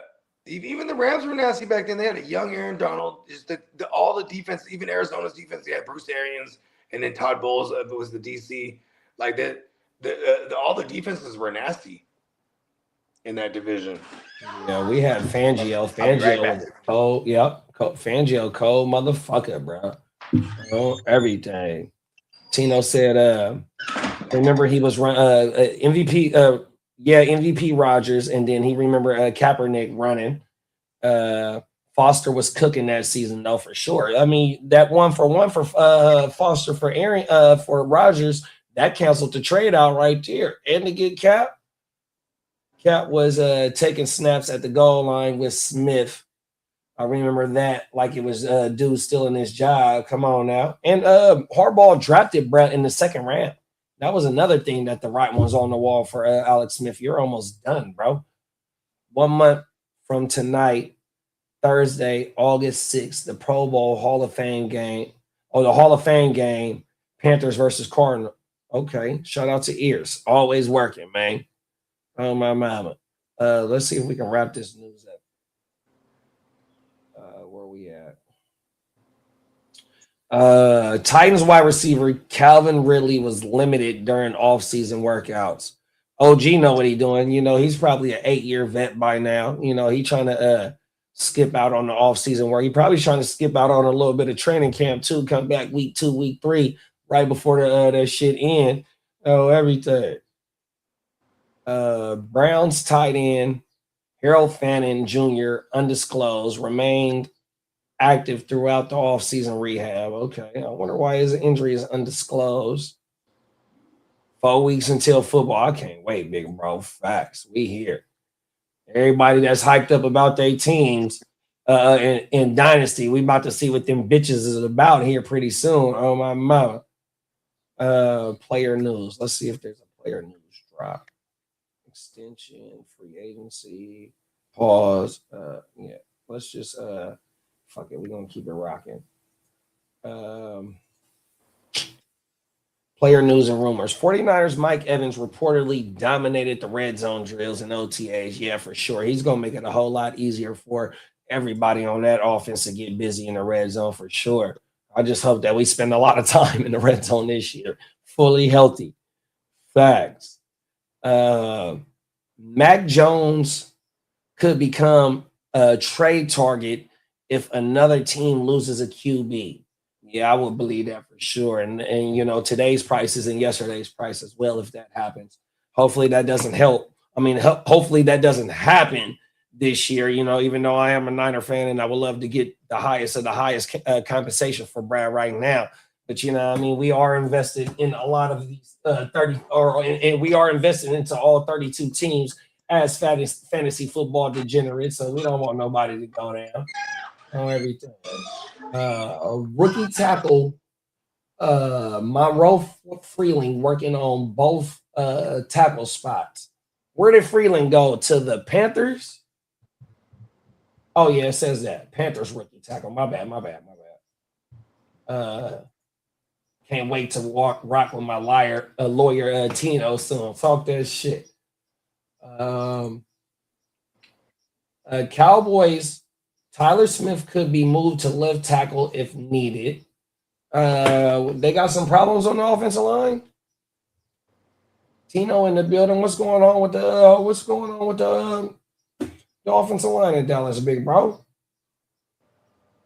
Then it says the Raiders, Jalen Naylor projected as a WR2. That motherfucker is projected as the WR24. He might can explode to be a WR20, but I don't see him cracking in them teams 100%. And there's opportunity for him too, because all they got is you're the best around and nothing. Every time. I don't think they're going to keep you around. For real, bro. I mean, you know what's crazy? Naylor is the dart throw that could be like the cheap, greasy money. You know what I mean? Because I agree with you, because I got him in the next gen, even though I just traded for AJ Brown. And shout out to McGoobs for our doing business. Yeah. But, our first trade talks was involving Naylor. 100%. So once he countered with Perkins from Atlanta, I'm like, oh hey, fuck it. He's in my taxi spot. He ain't gonna boom this year, and if he do boom this year, he ain't gonna boom like motherfucking AJ Brown. So yeah, I remember running that shit. Yeah, come on. I was able to keep Jalen. So I had good looking, bro, and I was able to keep Jalen Naylor just in case. If the shit that you throw at the wall do stick with, bro. Come on. Oh man. Next piece of the news is, let's go back real fast. Okay. Mac Jones could become a trade target if another team loses a quarterback. Yeah. So like, i.e., one of the hitter teams. You know what I mean? Because like for example, if like, God forbid anything happens to like Lamar again, right? You know what I mean? Like, a contending team, Super Bowl like playoff team. But yeah, and this would probably, I think this would be like a right out the gate thing. If someone got hurt like preseason or they got hurt early on, and you know what I mean? Then I feel like that. But even worse, if we're getting towards the trade deadline, and then one of these contending teams gets hurt, their starter gets hurt. You know what I mean? Right. Then boom. Like for example, like Minnesota. You know what I mean? Like say like they're in the mix. Boom. Kyler goes down. They're like, fuck JJ McCarthy. Go give me Mac Jones. You know what I mean? So Shanahan, he's prepared for this moment because he took Curtis Rourke and redshirted him. You know what I mean? I don't know if he placed him on the practice. No, because he was hurt. They didn't have to place him on the practice roster. Oh, my mama. And then they activated him, later on the year for him to be able to become part of the 53, if I'm not mistaken. Yeah, so he can get the proper rehab and all that. So, bruh, Shanahan is preparing for this moment. We just don't know what Curtis Rourke for to do, but we finna see him in preseason this year for sure, big bro. Do you remember how we got the Brock? So, like, we had the Brock on the roster, obviously, fucking Mr. Relevant. At the time, we had Nate Is it Sudfield? Probably was Sudfield. Yeah, so it was Sudfield, and then you had Jimmy and you had Trey, who were already locked in as the 1 and 2, right? It was Trey and Jimmy in that order, right? As Trey was the 1, and then Jimmy's the 2. So like they're like, okay, we only had 3 preseason games, so we see Lance in the first one. They're like, okay, when Jimmy, he has like this ankle, so like we're not gonna see any Jimmy. So then week 2 of that preseason, we're going into Minnesota, and it's like a big deal for Lance. He wants to play because this is his favorite team growing up. I think he's from that area somewhere, I remember correctly. Either way, that was his team for sure growing up. So even they're like, and Shanahan's like, no. We need to see Sudfeld and Purdy more. You know what I mean? So they had Sudfeld start that game. They had Purdy play out the rest. And then they were so impressed with Purdy, they're like, all right, we need to see more of this Purdy kid. You know what I mean? Because they were so like, Shanahan was so emphasizing like, I even need my third to be like someone I can count on. And ironically, that, you know what I mean, he ended up being able to count on Brock down the road. But it started with them choosing the Brock over Sudfeld. You know what I mean? They just cut him like, all right, we like this kid, Brock. You know what I mean? And what? That same year. Yeah, Lance goes down like week 2. Then Jimmy plays for like 5 weeks or whatever that is. 6 weeks.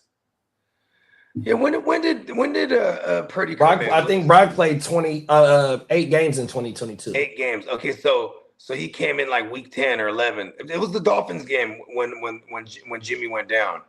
We were playing against the Dolphins that year. Y'all listening to a walking encyclopedia right here, y'all.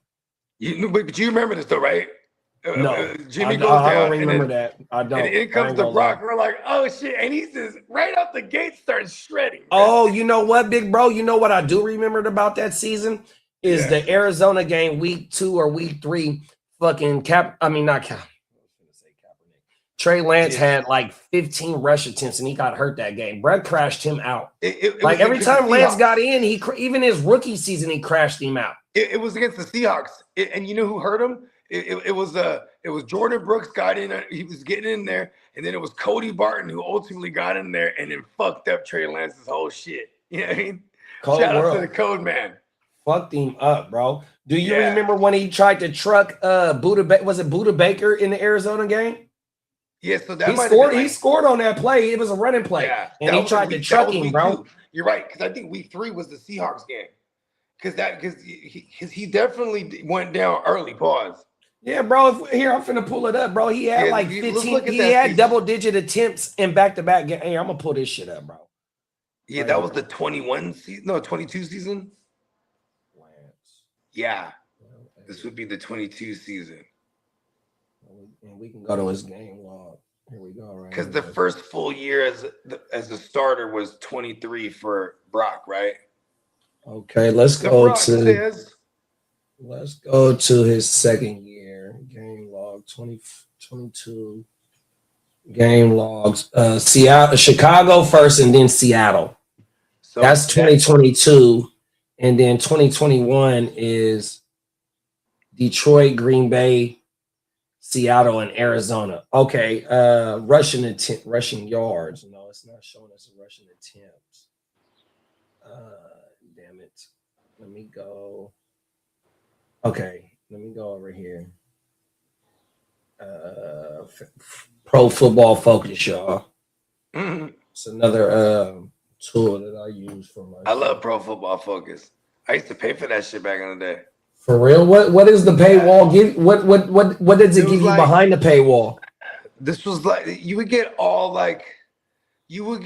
these charts and articles from just the different analysts that they had on Pro Football Focus at the time. And like this was before the letter grade and percentage shit. It was like numbers for real back in the days. You know what I mean? It was hella different. Yeah, because every time I sign on, well, I ain't gonna say every time, but every other time I sign in, they ask me if I want to sign up for an account. Yeah. Everything. It was like $200 like back in the day. $200 for a whole year. For the whole year? Yeah. Oh, they must got some fat shit for that shit then. Yeah, it was cool, but it was funny. It's like all I fucked with was the advanced analytics. And then later on down the road, it was like, Pro Football Reference and all these other free shit. It was like, cool. But now Pro Football Focus offers hella free shit. You know what I mean? Yeah, when I do my target breakdown for teams, that's where I go to. Yeah, hell yeah. On my mother. Because they'll tell you the slot targets, they'll tell you the fucking out targets. Back in the days, the guy who does Pro Football Focus, they even have a YouTube channel, but we had that guy on the Run Boys back in the day. And and I wrote the show sheet for that show. It was me, Robbie, and then that dude. And it was funny because he was like, what's your favorite? He asked me, he's like, Bogey, what's your favorite advanced analytic? And I forget what it was called, but it was like clean pocket presence or something like that. Oh yeah, that's one of the one here. I'm gonna tell you right now. Yeah, it's like clean pocket and a dirty pocket or something like that. It's called. I'm gonna tell you right now because I just did one of my quarterback videos. You got clean pocket completion percentage. Then you got clean pocket catchable rate. Yeah. Okay. Then you got the under pressure, right? What's the under pressure? You got pressure completion percentage. You got deep ball completion percentage, true completion percentage, those are my play favorites. action completion percentage, red zone completion percentage, and blitz completion percentage. See what I'm saying? And like I remember during that time, this was like in 2020 or going into 21. And I remember I was like, yeah, what's alarming to me is Danny Dumbass. And he just laughs, right? He's like, who? I was like, oh, Danny, you know, because I'll just say a nickname like it's their actual name. So he was laughing. I was like, oh, Daniel Jones. I was like, because at the time he had like the worst clean pocket completion rating, but like under pressure, his numbers were staggeringly better. You know what I mean? It was like, it's super odd. You know what I mean? Right. Well, his offensive line in New York was terrible. Yeah, it sure was. But like when he had a clean pocket, he was terrible. You know what I mean? When he actually had a clean pocket, he was bad. He was ass. Yeah, that's just fucking. Okay. No, I was just gonna. Bake said Dante Thornton is looking better than Besh. Damn. We still got Bakes up in here too, talking about the Raiders on my mama because of the passing game for sure. Yeah, I'm excited for Cuzzo's over there. Like just for fantasy purposes, like I almost like you know, we shouldn't be far fetched. Like you know, maybe really let that kid sit the whole year. I mean, Clint Kubiak, his dad Gary Kubiak was a backup. You know the importance of seeing the game from. You know what I mean? And like shit, that's what helped him become an OC. He was, I want to say, when he was the backup to Elway, he was already like the OC assistant or something like that. He might have even been the OC. I mean, for them to go get, who was it, Quay Walker and what's the kid from Philly that they went and got? Was it Nolan? Nakobe. Oh, Nakobe Dean. Yeah. Oh, my mama, you know, they trying to put together something over there on that defense, you know. Right. Who else did they sign? Did they get Morningwig last year? It was Phillips, but then like that had this whole debacle with Phillips last year. Who did they bring? Got a few more. They signed a few more pieces over the last 2 years on that defense. Wasn't it like a safety? Yeah, I want to say they got Morningwig, and then they got I don't know if it's Palomalo's Peoples, but his name is kind of like Palomalo. Oh my mama. Yeah, I think they gave him like a little that. bag too. He was kind of balling here and there last year. Do they still got? I know Devin White's gone now, and then Jeremy Chin. Jeremy Chin was the other one they brought in. Oh right. It is Chin. That's exactly who it is. It's Chin and the Palomalo Peoples on everything. Yeah. If Chin's still there, that's dope. He's good. Beg said Jack will get his opportunity. Tino said, I'll be out there early this year, bruh. Had FOMO seeing the draft on YouTube last year. Talk that shit. Come on. Everything. Let's go, Tino. Hey, we need you to lead the team. You feel me? Come on now. Yeah, I didn't get a chance to meet Big Bro last year. Oh, that's right. Because I slid out on Saturday. Because remember, I came through hella early on Saturday, and I didn't want to leave because we had to get on the freeway that day. Yeah, I'm over there getting fucked up. Luckily, Mikey was the one that started the road trip because I got to get back because it was hella medicine still. It was still drank. Yeah. I'm not leaving right now. Fuck that. Everything. Real talk. I'm like, yo, this is going down. Gendin said he coming the same day as Tino. I'll be ready. And then Tino got a damn good question for us. He said, okay, would you say you can get more for Purdy? Would you trade him over Mac? That would just put us in a fucked up dead cap because he's only like 1 year removed from signing his deal. You know what I mean? But you know, I like Purdy's mobility though. You know, he showed a lot of his mobility in the 2024 season when nobody was out there but Juwan Jennings and Kitteh, and he was in and out the lineup. If the 2024 season, and Trent Williams was down, the offensive line was shitty, bro. He showed a lot of his mobility, and he showed a lot of it last year as well. You know what I mean? And that's one thing that he can do is buy time. Mac Jones is a statue, 100%. Only thing that Purdy can't do, he can't stay on the fucking field, bro. We need 17 games from bruh. If we can get 17 games from bruh, which he played 16 in 2023, that motherfucker was a 4,000-yard quarterback. We ain't had that in a minute. We get a 4,000-yard quarterback with a 1,000-yard rusher, or a combined 1,500 rushing yards, almost close to 2,000 rushing yards from 3 running backs. Hey, bro, that means you got a top 5 offense, in which they had last year, but their defense was a bottom league defense. They had top 5 special teams and the top 5 offense. Bro, they was giving up the windshields on defense. And you've seen the last 2 drafts and them trading for one of your players, Tino, like they emphasis is defense as well, 100%. But the substation is what's holding us back. I ain't gonna hold you. It's exactly what it is. No, them is facts, bro. That's exactly what it is. Bro, you had Dre Greenlaw completely dominating the Super Bowl in the first half. And all he doing is celebrating with his peoples. And the substation has far reach. The whole world. Hey, you know what too?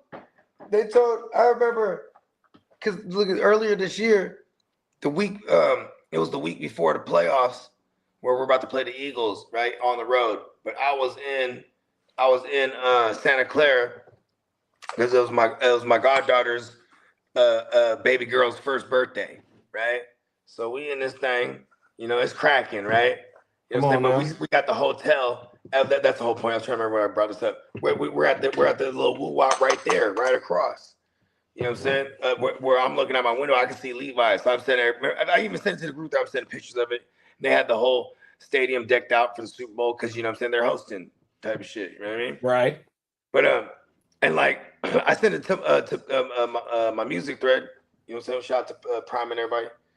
And then, you know what I'm saying, they're like, I've just said jokingly, I'm like, while I'm out here, I'm gonna tear down that goddamn substation. And then, it's later on, it's like a couple of days later, and Prime just texted me, so I'm very disappointed in you. I'm like, what the fuck did I do? You know what I mean? And he's like, I didn't hear nothing about no one destroying any kind of substation. I'm like, you know what I mean? Crazy, bro. You know what I mean? I'm like, I was there on a family trip. You know what I mean? But I'm like, I've been to that practice facility a bazillion times. That, you know what I mean? Where we had training camp. Right, it's right next to the stadium, ain't it? Yeah, it's right next. Yeah, exactly. Like you can walk in this motherfucker from the stadium. You know what I mean? It's you got the little Marriott right there. That's where I was staying at. And it was overlooking the field, you said?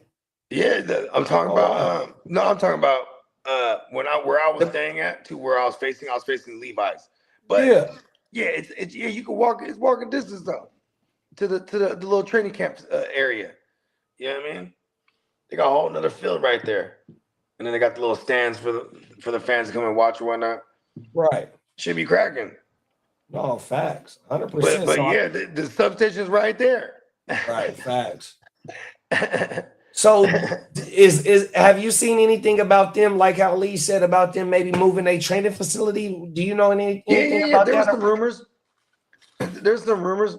And what are they talking about going though? I don't know. I would imagine like San Jose State would probably be like the nearest thing I would think about. It's far away from the substation. It's close enough that you just drive. Most of these motherfuckers live in San Jose. You know what I mean? Do you remember when they used to train in Rockland? Damn, that's a long time ago. Yeah, that's Montana days and shit like that. They used to train up here. That's like I seen videos about this shit. You know what I mean? Like I was young, I wasn't even a mustache yet. I was young Bogues. I was lowercase Bogues. Come on now. Den said they say no Eastsiders at the West Side draft, but I would just tell them I need my lawyer present. I got you, Brownie. You know what I mean? But see, that's the thing though. But that's the thing though too. It's like what's his name's in that joint? AJ's in that joint. And like Pesci, he was in it last year. Pesci be hella finicky with everything. Cause I'm like, listen, you gonna be in it again? But they both in the East Side League too, though. Yeah. But AJ and Pesh. Yeah, like Pesh jumped in because we needed a spot. He's like, all right, fuck it, I'll do it. We talked him into it. But here's the thing too. This year, I'm like, you coming back, right? He's like, I'm gonna be out there. I'm like, what's up, dog? You in this thing or what? You know what I mean? Come on, like, now. what's in it, dog? Nah, it's 200, right? I'm like, yeah, because he was also another one who had to chase down. He was paying like, little payments, which is fine. But then he stopped after like $100 worth, and then he gets into the playoffs. I'm like, come on, dog. Then he ends up getting whatever, third or whatever. Yeah, he went on a run at the end. The second half to the second half of the season to the end of the season, he went on a run. He was doing East Side shit, trying not to pay it. They're like, well, I'm in now, just come on, pay the shit, bro. But yeah, shout out to Pesci. Come on, Pesci used to be one of my arch nemesis. Like, he still is in fantasy, but everyone is. But like, he was the op. Because he would always take fantasy banter to like, it's his funk. Fuck that. And he's a boxer and he trains boxing and shit. And he trains other people too. Like, he's a trainer like that type of shit. Oh, wow. Yeah, he dope. It's crazy because like, he's a little guy, but he has like these like he has like arms that are hella long. Like he has like the arms of like a 6-footer, like lengthwise. Oh, wow. The wingspan. Yeah, you know what I mean? Because I remember last year he was like, "Put your fist up." I'm like, "What you trying to fucking do? The tail of the take?" You know what I mean? What's your reach? Yeah, you know what I mean. The Hitchner was like, "Oh, okay, this motherfucker got some long ass, he's dragging his arms and shit." Come on now. He has some long ass arms and some short ass legs. So he's just dragging his shit. You feel me? Shout out to Pesh. No, but Pesh always want to take it there. He wants to go to 10. You know what I mean? It'll always start with like almost like he always starts for people too. He'd be like, I'm gonna beat your ass this week. What? Like, because you be playing each other, right? And then they'd be like, yeah, I'm gonna get in that ass, I'm gonna spank that ass. Like, it's always like that. Yeah, not beat your ass, it's always spank that ass. Tino put it in the chat. He'll vouch. This is like his go-to. I'm gonna spank that ass. And then he'll say like wild shit that I don't get. He'll be like, and this is like in the text thread with everybody. But he'll be like, yeah, hey, chisel chest, I'm gonna spank that ass this week. And you're like, how do I react to that? Yeah, I mean. Tino said he was a legit boxer. He was California champ at 145 pounds. Come on now. And 145 at his height is all muscle. Like, this fool is solid too. Like you know what I mean? Come on now. Yeah, he quick as fuck too. That's why he goes to the grab. He might lose a debate and then he goes straight to fight. Well, I'll box you. He's like, he's always ready to crash, bro. I fuck with Pesh. Yeah. Go ahead. My bad. No. I was just saying. I love seeing the evolution of Pesh over the years. Because the moment I stopped feeding into it, because we had a rivalry for almost 10 years. East Side? Was because I know it's also because like my big homie is his big homie. You know what I mean? Oh yeah. Yeah, but like, you know what I mean? They were neighbors growing up, type of shit. Okay. So like, you know what I mean? Derek said, shout out to Derek. He said, was on the phone and missed all the good football intake. Damn it. Oh, my mama, we was cooking for a minute, bro. Shout out to Brian. Brian, don't even go watch it, Derek. We had a lot of good isms. Don't even watch it because we're going to war soon here. I don't want you to know anything I'm talking about. Brian, Brandon, Tino. Who else was in that motherfucker earlier talking about? We had three newcomers. Shout out to them. Yeah. Brian, Kryler. Yeah, Kryler. Siler. I think his name was Kryler. It would be Siler, right? Oh, Sly, yeah, Kryler. That's the Kyler Murray talk on. Oh, I'm burnt out, bro. Get the fuck out of here. Oh my goodness. Emil was in here. Crooked was in here. Soundwave was in this bitch. Marco was in this bitch. Oh, yeah, it was going down. Oh, my mama. Bake said there's only one The Brock, and his last name happens to be Bowers, not Purdy. Oh, come on. Now he's trying to take the Brock title from him? You can't take the Brock title from the Brock. Brock can't take the Brock title from the Brock. Listen, the Brock's already been to a Super Bowl in Brock's house. Oh, and we lost it. Beggs gave us some insight about Joe Pesci's playoff run. He said Pesci was cool. Only reason he made that playoff run was because I traded him back his starting quarterback in the brisket.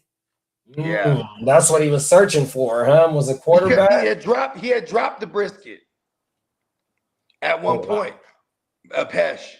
And see, Pesh do crazy shit like that though, because he goes, "Oh shit," because then Brissett blows up. Oh, I gotta have him back. Like, I love Pesh, man. Yeah, I was trying to trade him Daniel Jones on everything. I remember that now. Daniel Jones, I was running with Caleb and Drake May, and I had Danny Dumbass sitting there, and he ended up getting hurt. I wish I would have sold high on him. I don't know if Danny's watching, but he definitely traded him Puka early. I forget what the trade was. It's not important, but just the fact that he sent the Puka, and I was mad as fuck because it came back to hit me in week 14. It was winning. I'm in. And Denny traded me Pickens. Hey, Denny was going crazy. Oh my mama, because I gave him Dobbins. Because I think one of his running backs went down or some shit like that. That was a damn good trade for you. Oh my mama. But that was early though. Yeah, it was. That was hella. That was like within the first 4 weeks, I think. First 5 weeks. I want to say that might have been week 3 or 4. Something like that, bro. Facts. Because then there was little flurries. Trades were happening like flurries in that league. Just boop, boop. They were popping up here and there. I like it. Banks had that shit shaking right out the gate. He was just like, listen, I'm about to, you know what I mean? We're about to flip the whole script. Come on, now. Yeah, I'm excited. Banks is locked in again. You know what I mean? It's going to be good times, bro. Yeah, we right around the corner. I need to holler at you too, Banks. You know what I mean? You know what I mean? If there's a dish that you want to whip up, you let me know, and I'll go get all the ingredients type of shit. If you were down, honestly, we just appreciate him as a guest. He is a competitor too, so he will. You know, you don't have to cook, but you know that would be dope, right? You know, because he's one of them. He's one of them ones. We're gonna have like it's almost like a little mini chef off. It's facts. Hey, but I don't get paid for that shit. My boy get paid for that shit.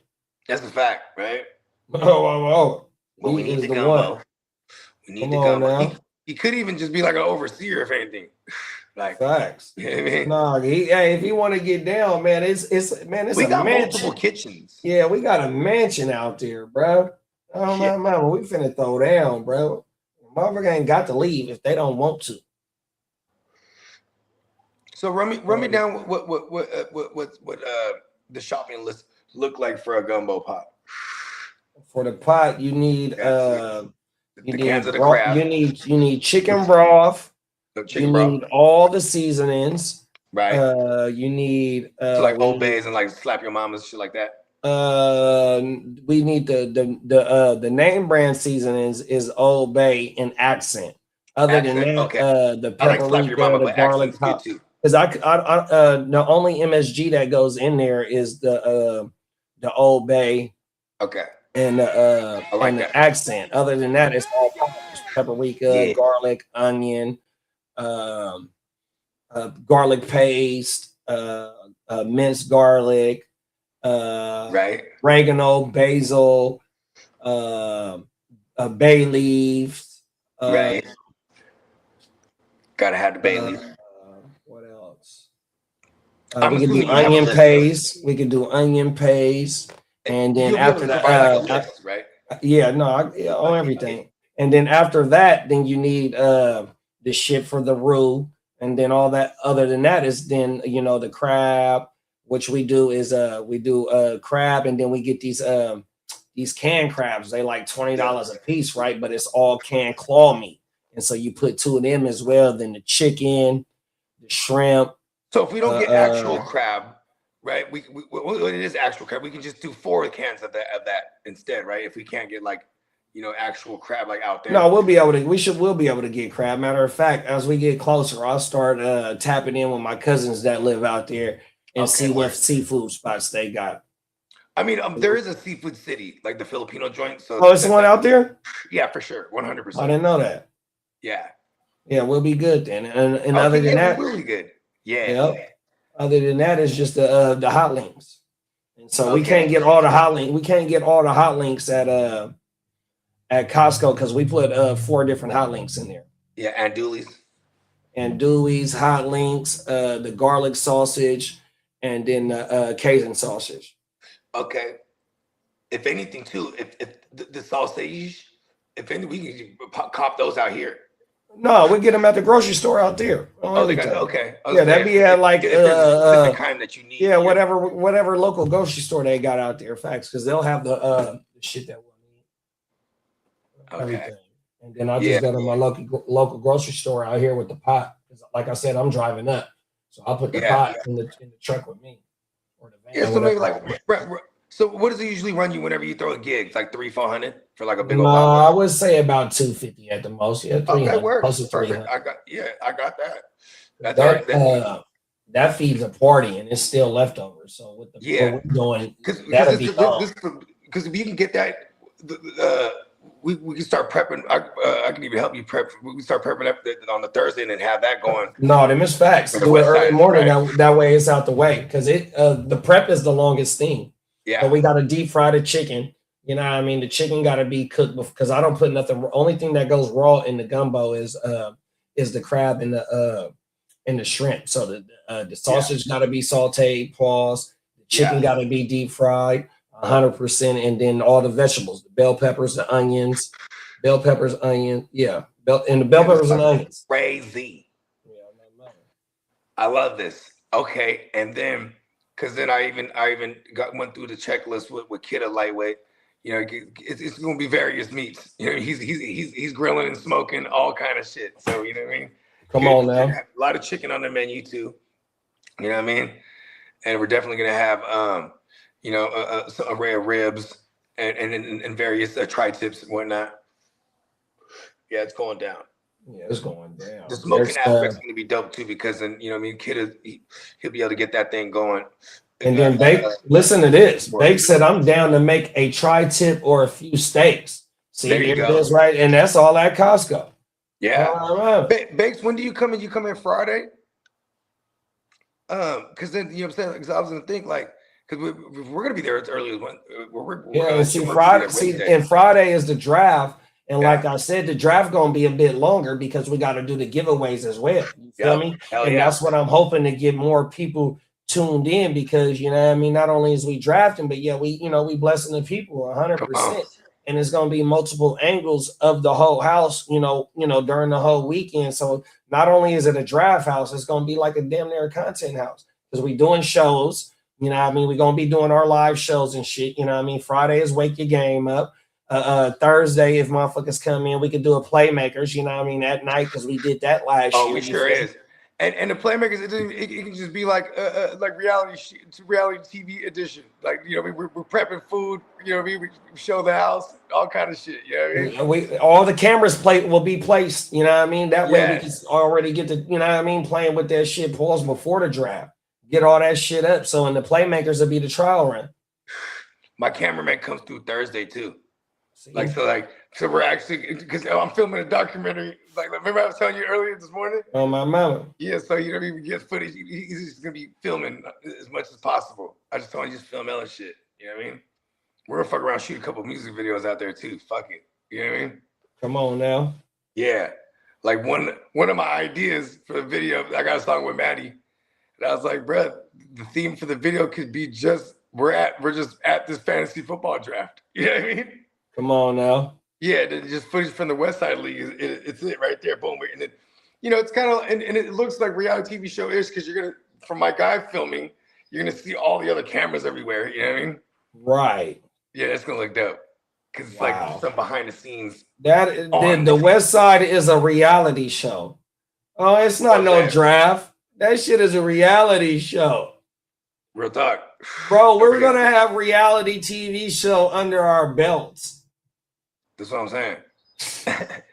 Hey, we going to turn this shit in more into it's going to be more than fantasy football, bro. It's already more than fantasy football. The Bogeymentary is popping it all up, bro. Oh, world, bro. Derek said he can't wait for Vegas. Facts, bro. Right. Y'all ready for Adam to go around asking everyone who they drafted? I'm here for it. Crab is cheap at Costco. Yeah, them is facts too, big bro. Okay. For 4th of July, they had all that shit out on ice, on everything. My wife even sending me pictures with facts. Yeah, we're going to Costco. Bake said he coming in on Friday. Okay, word. Derek said he there on Wednesday. I'm there on Wednesday too. Yeah, so is Tino and Steamboat. Oh yeah, Tino. I'm not sure if you're aware of that. Diamond Joe, he said he's going Wednesday too. So yeah, make sure the 19th is the 19th. So we're going a day early. Come on now. Well, because Tino he got comp rooms. You know what I mean? So he's gonna be all right. We're gonna see him every day, but he has his own palace. That's how we was last year. Wifey had a comp room at the Trump. Yeah. He was kicking it in that motherfucker.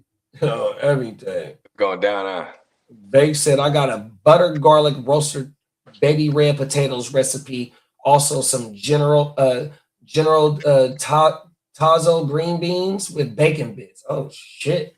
Okay. See, that's a plate that you pay for at a nice ass restaurant. I'll go get a bag of some baby red skin potatoes. You know what I mean? They got them at Costco. Yep. Bacon, bong. Got them at Costco. Yeah, that Costco runs everything. Facts. Yeah, because the way I did it, think about it. We get all the drink. Yep, we get food from that bitch. We get snacks from that bitch. If they don't have what we're looking for there too, there's a Bevmo, and it's basically Costco prices. You know what I mean? Come on now, Bevmo's my shit. Yeah, Bevmo. Hey, what's the other? No. Total Wine and More is my shit. That's who I fuck with. Oh yeah, they got that. They got one of those out here. Yeah, they because the way I have it work, you know, everybody threw in X amount, and then I made them throw in an extra 100 each. So now I just boom all that money. We're stocking up right out the gate. Boom, food and drinks. Boom, one shot. You know what I mean? Come on now. Right? It's going down. Peacock said, "Work kicking my ass today, man. Hopefully you get in and get out, big bro. Yeah, hurry up this weekend. Hurry the fuck up. Right? I know. Look. Yeah, but we're on Wednesday Eve. That's how you got to view Tuesday. You're on Hump Day Eve. One more day closer to Vegas, bro. You know Come on now. We're just smooth sailing to Vegas. Tino said he's down for whatever. Come on. And then he said, "Are you guys staying in Henderson?" Yeah, at my uncle's house. So we can house like 8 people. So you know what I mean, just couches. He has some rollaway beds, and then there's a few empty beds too. He said he might stay at a casino there in Henderson. Okay. That's what Tino said? Yep. Okay, word. Yeah, perfect. Street Fighter. Right. Peacock said 76 emails down and 17 jobs submitted. Still need 5 more jobs and then 6 more videos. Sheesh. Yeah, you grinding today, big bro. Come on, B. Derek said, the hard work you put in earlier in the week, I would imagine makes the load easier towards the end of the week, right? Hopefully, bro. Yeah, hopefully. And then Derek said, I feel you, Peacock. Work killing me too. And I'm working OT until 6:30. You got a few more hours too. Derek. 2.5. Derek, you know what's crazy is Derek, his boss really be riding him. Like his boss really be riding him. Punk motherfucker. Derek, hopefully he ain't watching. You know what I'm talking about. Yeah, hopefully Brian ain't watching. My bad, supervisor. Cold world. Shit, man. We almost 4 hours in today, y'all. Yeah, we was rocking today, huh? Shit, we could put a ball on this. Peacock said I got about an hour and a half before 4 p.m. when I take my last hour for lunch and call it a day. Damn, bro. Nice. That's smart. It's like getting off early. He's like, it's my lunch, and then I happen to be off after. That's how it was for my job, because I didn't take no break, so I take an hour lunch, and then after lunch it's only an hour and a half. Oh shit! This shit cut me out. Fuck it, take us home. You got anything going out? They hate no big bro. He's got the Matrix. That's what he has. Oh, I see you, big bro. Okay. Right. I got nothing else. Just everybody take advantage of the last couple of minutes of the sale. Will be a little while before we get something else going on that. But neonpeacockmerch.com. Ooh.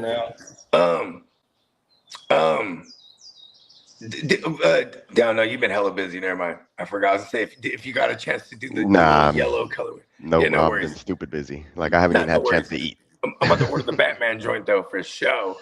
Yeah. I threw that in my car. How long do I got? Like a couple minutes, you said? I don't know. Like I said, you said 5 o'clock p.m. You got 2 hours. You got 2 hours. Yeah, I got 2 hours. Okay, perfect. Yeah, but there should be a sale coming up. Let me see if I can get the date for you here in a second. Ooh, we're getting the inside skimmy right here.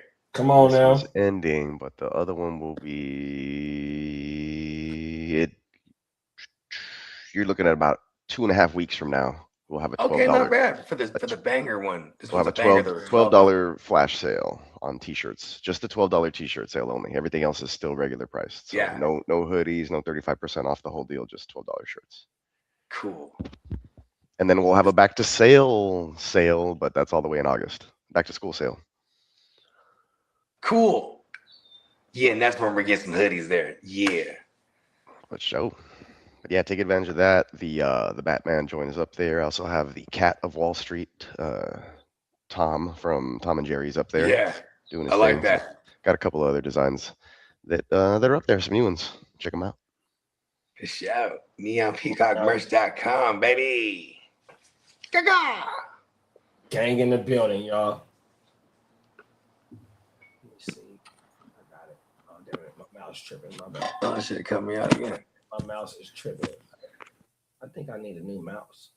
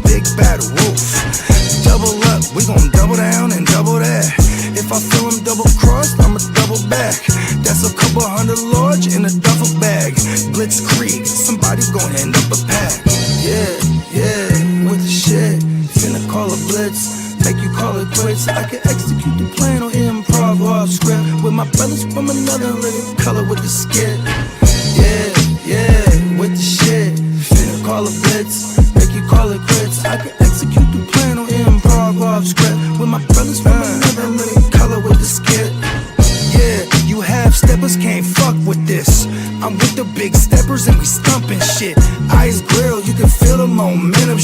Alpha and the Omega. I'm the Genesis, real savage, go getter. Yeah, I'm getting it. School of hard knock. I'm the mascot, flipping shit.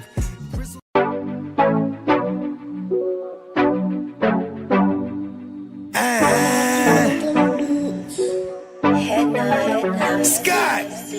Yeah, let me quarterback this. We came a long way from throwing money in the mattress. I played a long game to get rich. They say the game is a bitch, but the bitch is the baddest. Bowie Scott Flame won't change my name like I'm Cassius. Keep flame cause I'm cautious. I'll burn you to ashes. Double cross the bosses and get hit with the ratchet. Can't fuck with suckers, that shit is contagious. Count 100,000 blown clouds, hella anxious. Maybe a doctor, but I ain't got no patience. All top shotters on my roster, they gon' race shit. Transporting weight, cross states in my